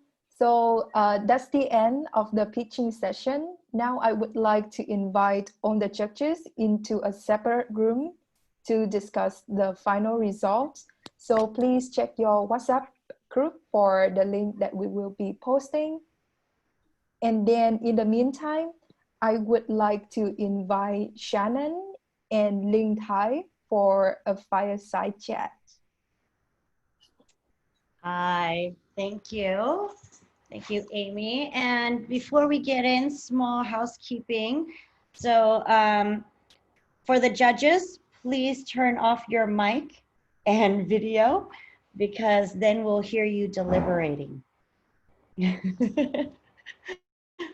Okay, cool. So so let me introduce Lin Tai. Can you see Lin Tai? Let me see. I think you might have to. Do you guys see Lin? I'm unmuting so I can pop to the front. Hello. Oh. See Lin. Why can't I see Lin? How do I make Can you this hear me? Can you hear me? I could hear you. I'm just trying. I'm probably towards the end of all of the little squares. Oh, okay. You guys can see her. Thank you. Awesome. Hey, Lynn, thanks so much for agreeing to do this and for your time. That's my pleasure. Awesome. Hey, so you know what? I'm just going to ask you to introduce yourself, you know, what you've been up to, because I mean, you just had a baby well, but yeah, tell us the viewers who you are and what's been up with you. All right. Hello, everybody. My name is Lin Tai. I am based out of Ho Chi Minh City, Vietnam. And let's see, how do I start? Just a really quick 30-second summary. I've spent the past 12 years in Vietnam, about 6 of those years doing venture capital investing, and the other 6 of the years being an entrepreneur / mentor advisor. And right now, yes, just had a baby about 9 months ago. So I'm getting back into the swing of things. The baby is finally sleeping through the night without me. So it's great. Yeah, it's working from home. It's my bedroom. And thinking about doing a new startup, probably something in the education / training space. So if anybody out there is interested in that sector, please contact me. I'd love to hear from you. And yeah, that's me in a nutshell. Cool, thank you. Actually, 2 more. I mean, 1, you were on Shark Tank Vietnam. Yes. And you tell the audience, that is, about Refill. What is it? Oh, right, yes. So yes, I was one of the sharks on Shark Tank Vietnam. I was one of the main sharks for the first 2 seasons and a guest shark in the last season because I was pregnant. And that was a very interesting experience. And let's see, Refill is one of my startups. It is a custom women's fashion company, and we make custom skirts, and we sell mostly to the US and Australia markets with a few sales in Vietnam, but mostly targeted toward the more developed markets. Awesome, thanks. Cool. So I'm thinking we're just going to have a chat. Very fluid. So I was thinking, let's see, what are we talking about?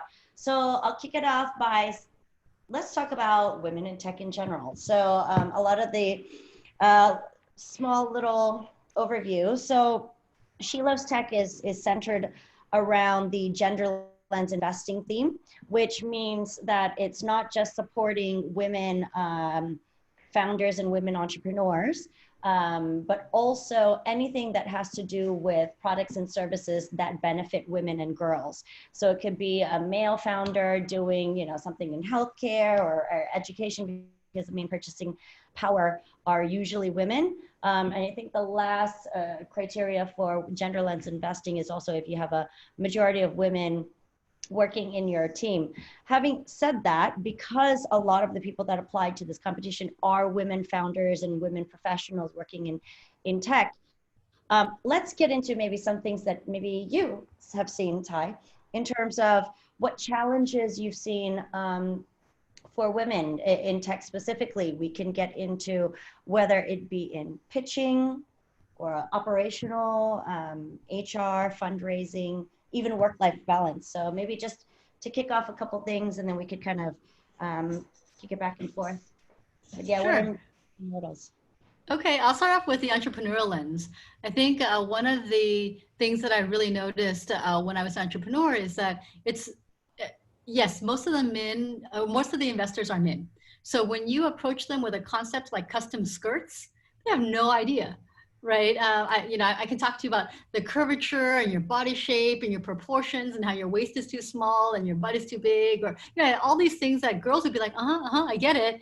A guy just, blank stare. And then of course I try to say, oh, maybe if your wife will try it. But I mean, the wife can try it, but it's not him. He's the one with the money, right? So that was one of the harder things. Is it's not that it's not like they consciously say, oh, she's female, I don't want to invest. It's more of like, she has this concept I don't understand, right? And VC investors don't like to invest in things that they don't just automatically get. Right, which I understand. Like, as an investor, I do the same. Right, I only invest in things that I understand, so I can help the company after I invest. But that leads to a really difficult situation for women who have really great ideas, but those concepts tend to be more women-related, and so it's hard to appeal to a man when you pitch them those ideas. And just to drill down on that point, because even today there were a few startups that were very women-centric. Like, what are maybe some of the tips that you might offer, because you came from that challenge as well? Well, basically, I try to make it less about the product and about, right? Because, okay, so back up. Most of the time when you talk about a company, you think about the problem you're solving, the solution that you're bringing, and and how you can create raving fans, how you can create, you can build a community and find customers and all that. So it doesn't really work when the person you're speaking to is not ever going to be in that customer segment, right? So let's say, I mean, if you have something for younger people, then and you're speaking to someone that's older, then maybe they can imagine that one day they'll use it, right? But if you're talking about a man, most of the time he'll never use a skirt. So then what I did was I decided to focus more on the technology, right? What are we doing that is a little bit more data focused or a little bit more tech focused, talking about our algorithm and our decision trees and how we adjust the measurements, and just try to be a little bit more technical and focus more on that as opposed to the product, which is what you would normally talk about. But in this case, you kind of have to filter out all the items about the product and focus more on the data behind the products. Did you feel that, okay, so basically you just take out the product in general. What about like the numbers or the total addressable market size? I mean, one of the things when you and I met, I was running an women e-commerce, right? One of the things that they were telling most investors, men and women, was like, if you target women, you are targeting a niche. Like, do you ever get that comment? And what do you think about that? Yeah, definitely. And one of the female investors called it share of closet. Right. So, and that's something that the men would not understand, because they don't know what share of closet a skirt has, because it would be zero for them. Right. Yeah. So yes, we did get questions about, yes, the addressable market and, how we can grow and expand from there. And yes, and I think that's a fair question across all genders and across all sectors. But it was easier to understand when you're speaking to a woman, right? Because then she can see how, okay, you can expand your niche into more, because you have a more customized product that women will like better. Yeah, if you have a better product, then you can theoretically expand the usage, right? But again, trying to explain that better product was difficult. Plus, I mean, like, you could start with skirts, and then you could go, or start with, the type, like Amazon, right? They started with books, and then once they perfected that, then they went into other things as well. So I think, like, sometimes people kind of miss the point when they just look at just the niche part. But yep. Okay, and let's talk about maybe jumping into maybe fundraising. So maybe tell us a little bit of your experience during fundraising. Was it difficult? Did people respond well in terms of like you as a founder? Not necessarily your business yet, but like, more of what you've built, what the goals you have, and all of that. what was the initial reaction and challenges you may have had at that time? So for this one, I'm going to switch the tables. I'm going to talk from an investor perspective, because then I can speak more broadly. So when I'm meeting founders, so the stereotype in Vietnam is that women are actually better employees because they're just more diligent, they're more hardworking, and then for me, I'm a girl's girl. So I do like meeting other female entrepreneurs. The only drawbacks, or the only, I guess, challenges or areas of improvement would be that a lot of times girls come off less confident. And I don't know if it's because maybe sometimes the girls I'm meeting are younger, but I think that is one of the major things I would say that girls should try to change. And it's not like you're trying to become more male. It's just that you need to show that you are more, like you believe in your product more. And that is usually projected through a stronger handshake, a louder voice, more animation when you're speaking. Right. And a lot of times I think, I'm not sure if it's cultural or if it's just personality, but I've seen it across so many different girls. It can't just be personality. I think it could probably be cultural that, but when you're speaking to investors, they tend to see a very broad range of people. And so when you compare across everybody, the quieter ones are the ones that seem less confident, not because they are, but because compared to the loud ones, they just seem like they are. And so that's one of the things. Yeah, that's really true. I mean, even from the Gobi perspective, so 30% of our portfolio are women women entrepreneurs. But you're right. Like there's a thing that's recently been talked about in the last couple of years, which is this thing called cognitive biases, which is like when you meet somebody, say it's a woman founder, this person doesn't fit the stereotype of what a CEO should be. So like you said, it's confidence or loud, being loud.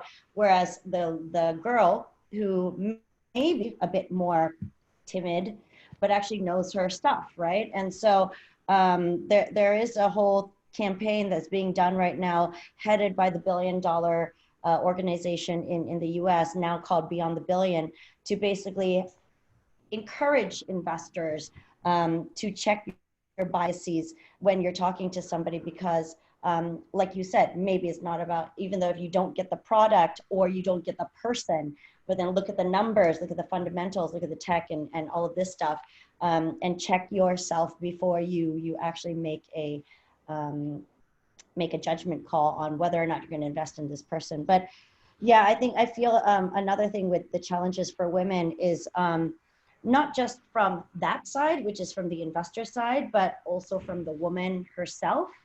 I feel that, and I don't know, and I wanted to get your thoughts on that.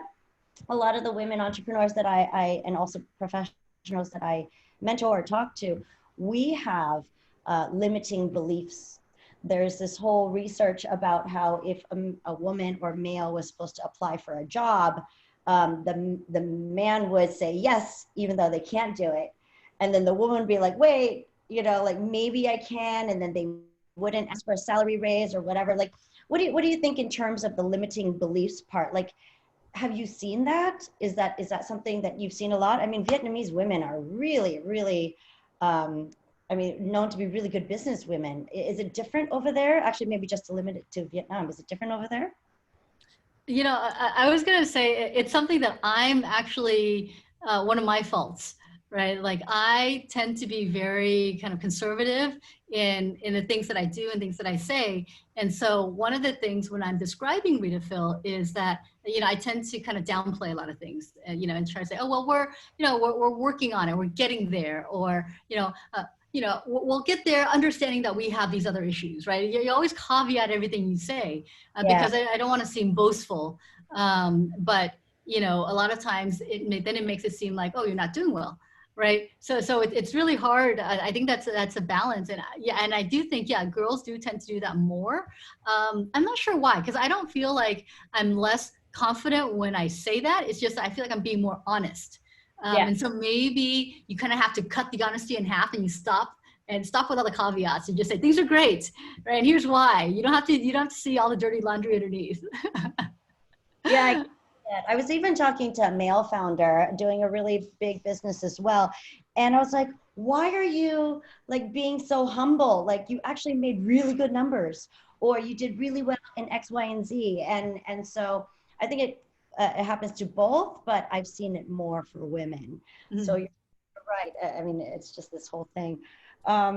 Interesting. The other thing that I wanted to ask as an investor, like, do you feel that, because a lot of times when I'm talking to LPs or other investors, the rationale is that the woman founder may not, like if somebody was to invest into a woman startup, the consensus is, or the thing that the preconceived notion is that she may not be as aggressive in the business. She may not drive the returns needed. She might not be, you know, like basically it will underperform when compared to a male founded company. Like, have you seen in any of your experiences working with women entrepreneurs, like any kind of information that says, you know, maybe some qualities that women, and it's not about men versus women, it's more like a diversified management team. So it's like, have you seen any kind of quantitative info on whether or not this is true, or any along those lines? Well, I don't have any precise numbers, but I think anecdotally, across the board, I would say there's no real gender difference between people who run successful companies and people who, you know, have companies that fail. I think once you invest, you've already seen something good about the company and the founders. And so now it's helping them play up their strengths and helping them improve their weaknesses. And that's one of the things I think we talked earlier about perceptions and how people perceive somebody when they first meet them. And one of the ways that we solve it in Vietnam is the deal cycle takes longer, right? It's hard for us to say, oh yeah, a deal can close in a month or 2 months, because a lot of, unless it's already kind of a Series B type situation and you already have the numbers. But a lot of times if you're raising an angel round or an early Series A round, the investors will kind of just want to hang on for 6 months, 12 months. And it's not because they can't make up their minds. It's more of like they're giving you a chance to convince them, right? And so, you know, you get to know them. They may seem quiet initially. Some people just don't come off, you know, more confident initially. But once you get to know them, then you realize, okay, there's a certain strength. It's a quiet strength inside them, right? And then once you get that confidence and they invest, then it's all about, you know, execution and trying to get the right business model and the right products. And for those types of problems, it's not really gender based. I don't think. I think it's more of like, how hard are you trying? How quickly can you move so you can just try and fail and just keep on going. Yeah. So I think once you kind of get past that hump of the investment, then it's all gender and age and all that, all the biases go away. Yeah, I think on top of that notion, some of the strengths that we've also seen, so we actively invest in women entrepreneurs because what we've seen is because it's tech, right? It's still pretty much a male-dominated ecosystem, because maybe, I don't know, women didn't get into STEM a long time ago, or we feel intimidated. In fact, I was intimidated of tech for the longest time. And then I've realized that I'm good in the business side of tech. But with that, there's this whole entire thing about the numbers that we've actually seen. So when we invest into women entrepreneurs, what we've seen is the women that do succeed are doing really well because they have succeeded in a male-dominated ecosystem. They're very resilient. They have very, you know, women are nurturers, right, by nature. The way that they run their company is there are still the aggressive ones, but then they're still able to command a good profit margin. They're still able to, you know, the attrition rates are low. There's a lot of good benefits in terms of company culture, et cetera, et cetera. So, I mean, just to give more power to the women running companies, there's a lot of strengths that come with you being a woman founder. So just to switch gears here, I wanted to get into motivational hacks. So you said that this is something that you've recently been interested in. what's up? Tell me about this. Yeah, I mean, I think after working for so many years, I think it's been, what, 23 years since I graduated college. You know, then you start kind of wondering, you know, what's this grind all about? And you start wondering about life. I think after 40, you kind of start wondering about, you know, what else is there in life? And especially after also the baby, I guess I'm bringing up female issues now, but basically I'm just realizing that there is a strong connection between your mind and your body. The actions that you take will lead to other actions. So some of the things that I started doing is really just waking up earlier, right? My nicely made bed, right? That's the first thing you should do every morning is make your bed, right? Before I would, this bed would have been disgusting and I wouldn't have cared. But, you know, so there are things that you can do to really kind of convince your brain and convince your body that that you can do more, right? And one of the things I started doing is waking up at 3 a.m. And so you have more time in the day to do the things that you need to do without being dictated by external forces like emails and messages and meetings. So that's just kind of an overview of what I do, unless you want to go into details. What time do you sleep? 9 p.m., 9:30. Okay, that's not too bad. Yeah, so 6 hours, 6 hours of sleep. Yeah, okay. And do you do anything else like meditation or like, yeah, because you have a whole household, right? Like how do you hack that multitasking for work-life balance, right? Yeah.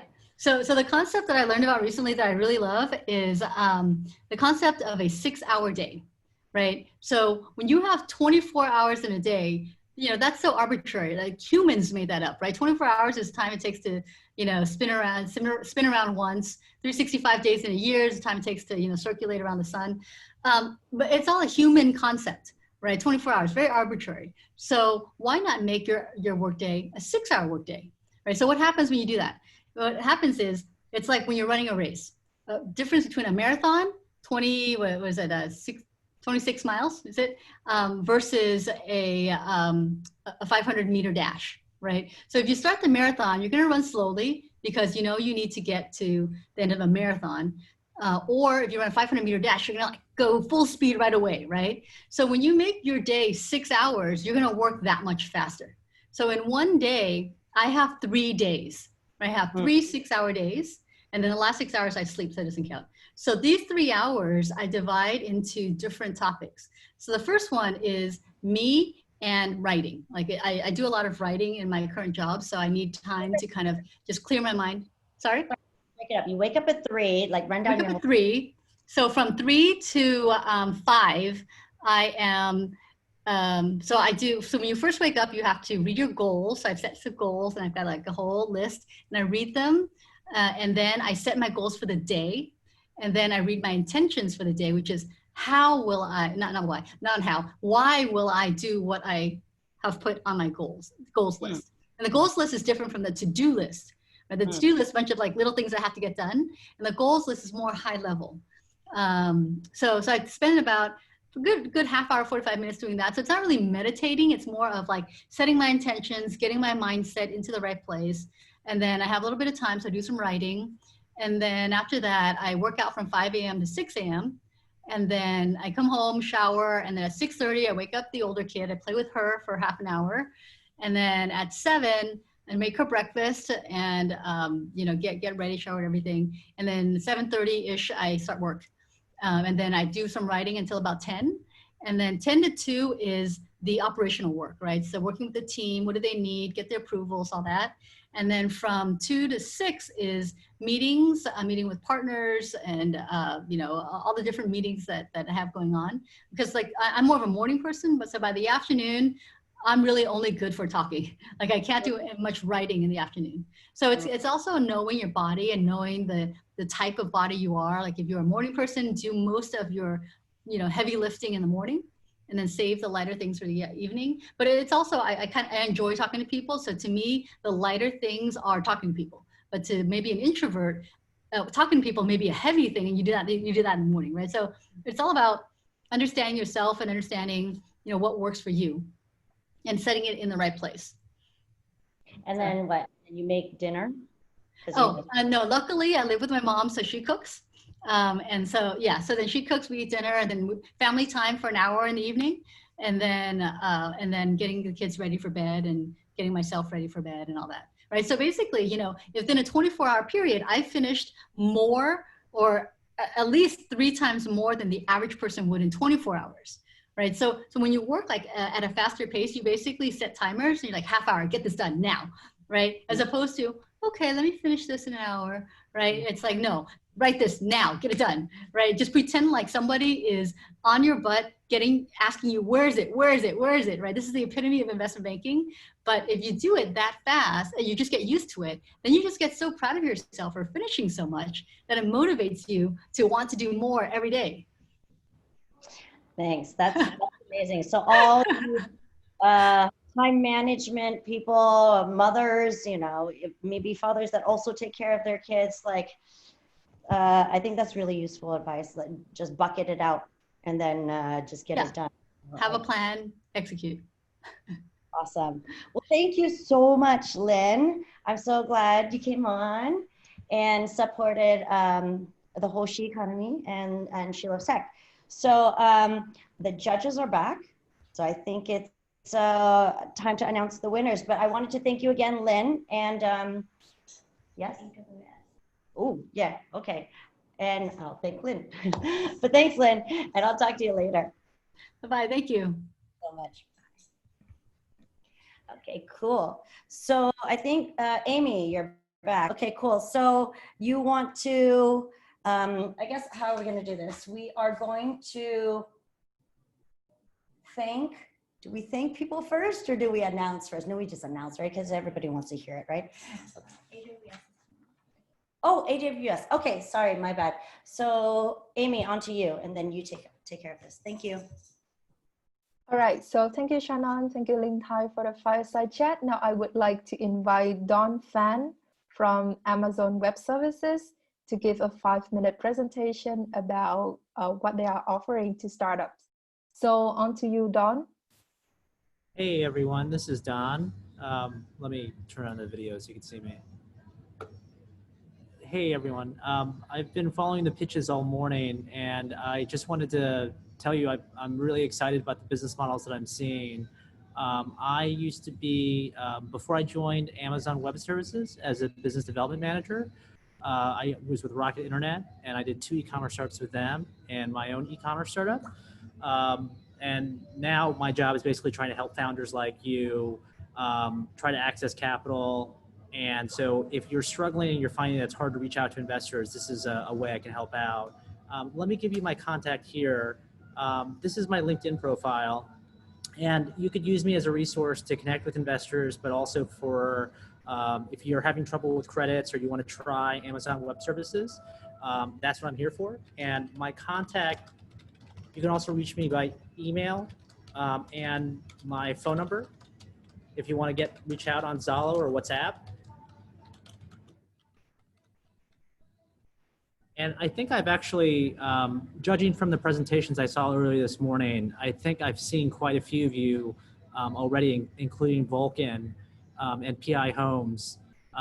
The kind of startups that we're seeing in Vietnam are really exciting. And so, you know, we're planning to scale up a lot more here in Vietnam. And, you know, we're hoping that, you know, all the tech startups will try Amazon Web Services and will reach out.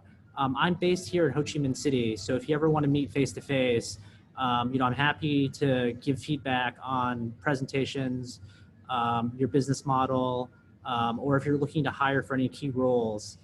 You know, we really think of ourselves as ecosystem builders, and you know, we still think of ourselves as a startup, and we're always trying to incubate new ideas. So if you want to bounce off any ideas off me, feel free to reach out.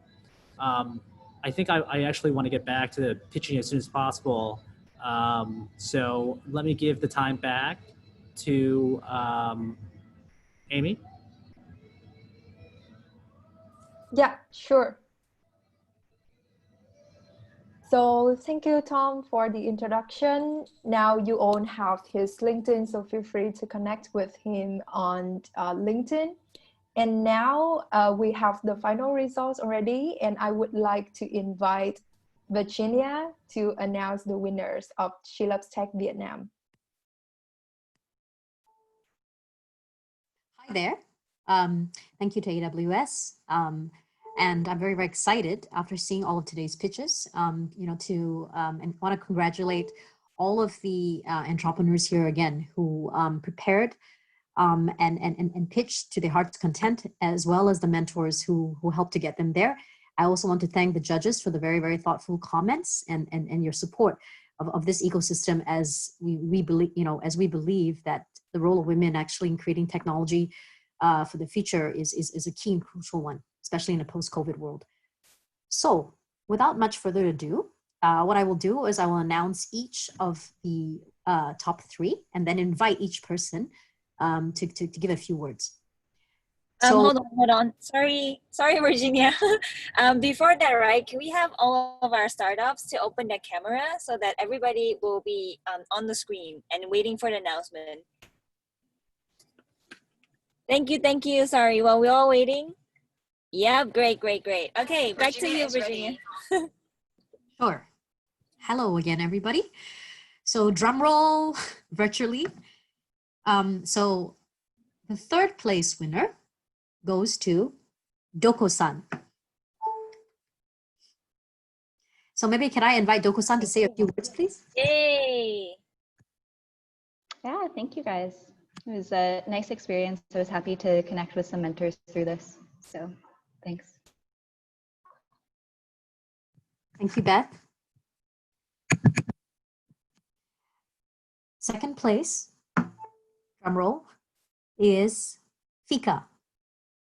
May I invite Fika to say a few words, please? Yeah, thank you so much. We are happy for this position. Thank you so much, She Loves Tech. Yeah, we're very happy with our mentor and how you organize everything. So thank you. Thank you. Thank you. The one thing I wanted to comment before I actually unveil the winner is that as I listened to the pitches, right, what was really interesting to me is actually how, I think with Docosan as well as Fika, how you're actually trying to, in a way, build the world in your own vision. Because I invest, my entire thesis actually is investing in the she economy. And when I looked at, especially Denise, when you talked actually about the difference between Tinder and Bumble, and actually the way you build your product, and when I also listened to the way Docosan was actually building your product, it comes from a huge understanding, understanding who your consumers actually are and what they need, which currently is not actually being served to them. So I think, hearing all of you guys speak, and especially as I'm about to announce our winner, I'm even more sort of, convicted of that, of using technology to build the world in your vision, especially as women, but not just for women, but for all of us. And the winner of She Loves Tech Vietnam 2020 is Vulcan Augmetics. Drum roll. Could I invite you to say a few words, please? Yes, my great pleasure. Sorry, I'm very emotional now. Thank you so much for the judges and everyone for putting trust in our vision and our team. I'm looking forward to represent Vietnam in a global competition, and I hope I will get even more feedback and support from everyone to get through this competition as a Vietnamese startup. Thank you so much. Congratulations, and thank you for what you do for us, for the world. I actually, medtech isn't my specialty, but I listened actually very closely to why your prosthetics was different. Recently, I saw something else which also really inspired me in the prosthetic space. Women in India using 3D printing to print out the first sort of breast sort of prosthetics for breast cancer survivors. So it's extremely inspiring, actually. So thank you to you. Thank you. Without much further ado, maybe I could hand it back to the MC to officially close out She Loves Tech Vietnam. Thank you again to all the judges, all the entrepreneurs, Gobi Ventures, Shannon, my dear, and AWS for supporting us, and all of the mentors who have been involved in nurturing and mentoring these startups, as well as the She Loves Tech team, of course. Yeah, I would like to also say like a couple of words to Children's Angel and ADVO. You guys are also really amazing, although you guys like didn't make the cut today, but we all really like what you're building and your vision for the company. So congratulations on that. Right now, we're going to take a group photo, and then we will proceed with a closing, some closing words from Shannon. So yeah, let's take a group photo now. I will count from 1, 2, 3, and then we can. Okay, so 1, 2, 3. Okay, we should be good now. So yeah, lastly, I would like to invite Shannon to close the competition today. Thanks so much, Amy. So all this cannot be made possible if we don't thank everybody that's been involved. So I really quickly want to go through this and bear with me, but everybody did put in so much work. So want to thank mentors right here. So we have Lynn Tai, Kenneth, oh God, I'm gonna butcher everyone's names. I'm so sorry. Tao, Amy, Valerie, Michelle, Bao, Jessica, Anha, and Andu, who is also here. Thank you so much, mentors and judges here as well. All the sponsors on the bottom here, we have AWS, of course, thank you so much, who's helped She Loves Tech regionally. DNES,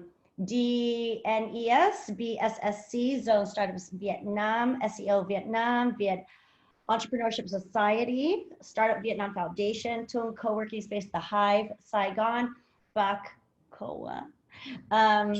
But yeah, just to help us with all of the getting together all the startups and everybody else involved. Thank you so much. Next slide. Yep, these are all the ambassadors. Sorry, the big one. Ambassadors who's helped. I won't go through everybody's names, but you know who you are. In Vietnam, would like to specifically say a special shout out to Bobby, who helped connect to a lot of people in Vietnam as well here, and Amy and Phong, who did an amazing job along with JJ and our Gobi team and Blawan and everyone as well, and Kunta. So thank you guys here. Lastly, maybe one more slide and all our global ones right here. Yep, I think, is that it? Okay. And all the people in all the workshops and panels as well. So there's a big, yeah, oh my God, if I go through this, it will, but everybody's so important right here. I think earlier I had rattled off a few. The ones I didn't mention was Pocket, Sarah Chen, Nat, Beacon, all the, we had some from Australia who actually helped as well, right, JJ? Yeah, so thank you over there, and all of our judges. Thank you, Kenneth and Nadia, who's also on the call right now, as well as the people who did the workshops, such as Connecting Founders, Kathy and Michael, who helped with capital structure and dealing with dilution. Anybody who needs help with capital raising and dilution, please contact Connecting Founders. Pitch Deck. So actually Darren here is an expert in UX, UI, and put together pitches. Contact her as well. She has an agency. Antler, Pooja, Antler, they talked about from ideation. And we talked about Kenneth, who helped with fundraising and all that other stuff. So I think that's about it. Altogether, it's like a total of 50, 60 people that helped out. Thank you so much again for everybody who donated their time and effort, prepared all for this. Thank you all the startups, and thank you lastly to She Loves Tech for having us be a part of this. So look for the global final rounds, and I think that's in November. But if you want, please stay tuned on to the She Loves Tech Facebook and all the social media channels. Also log on to and like us at Gobi Partners, LinkedIn, Facebook. Yeah, and Facebook. And lastly, we have all the videos and webinars that we've done here alongside other stuff that we've done on gobi.vc/pulse. And that's it. Thank you so much, guys. We all at the finals at the end of November. There you go. Okay, what can you tell us the date? Right now, it is tentatively 21st and 22nd of November. So okay. It's our finals and our global conference, which we're putting together now. So stay tuned. Love to see all of you there as well. and the 21st and 22nd of November. Thank you, Shannon. Thank you so much, Reggie. And thank you, Leanne. Bye, guys. Bye.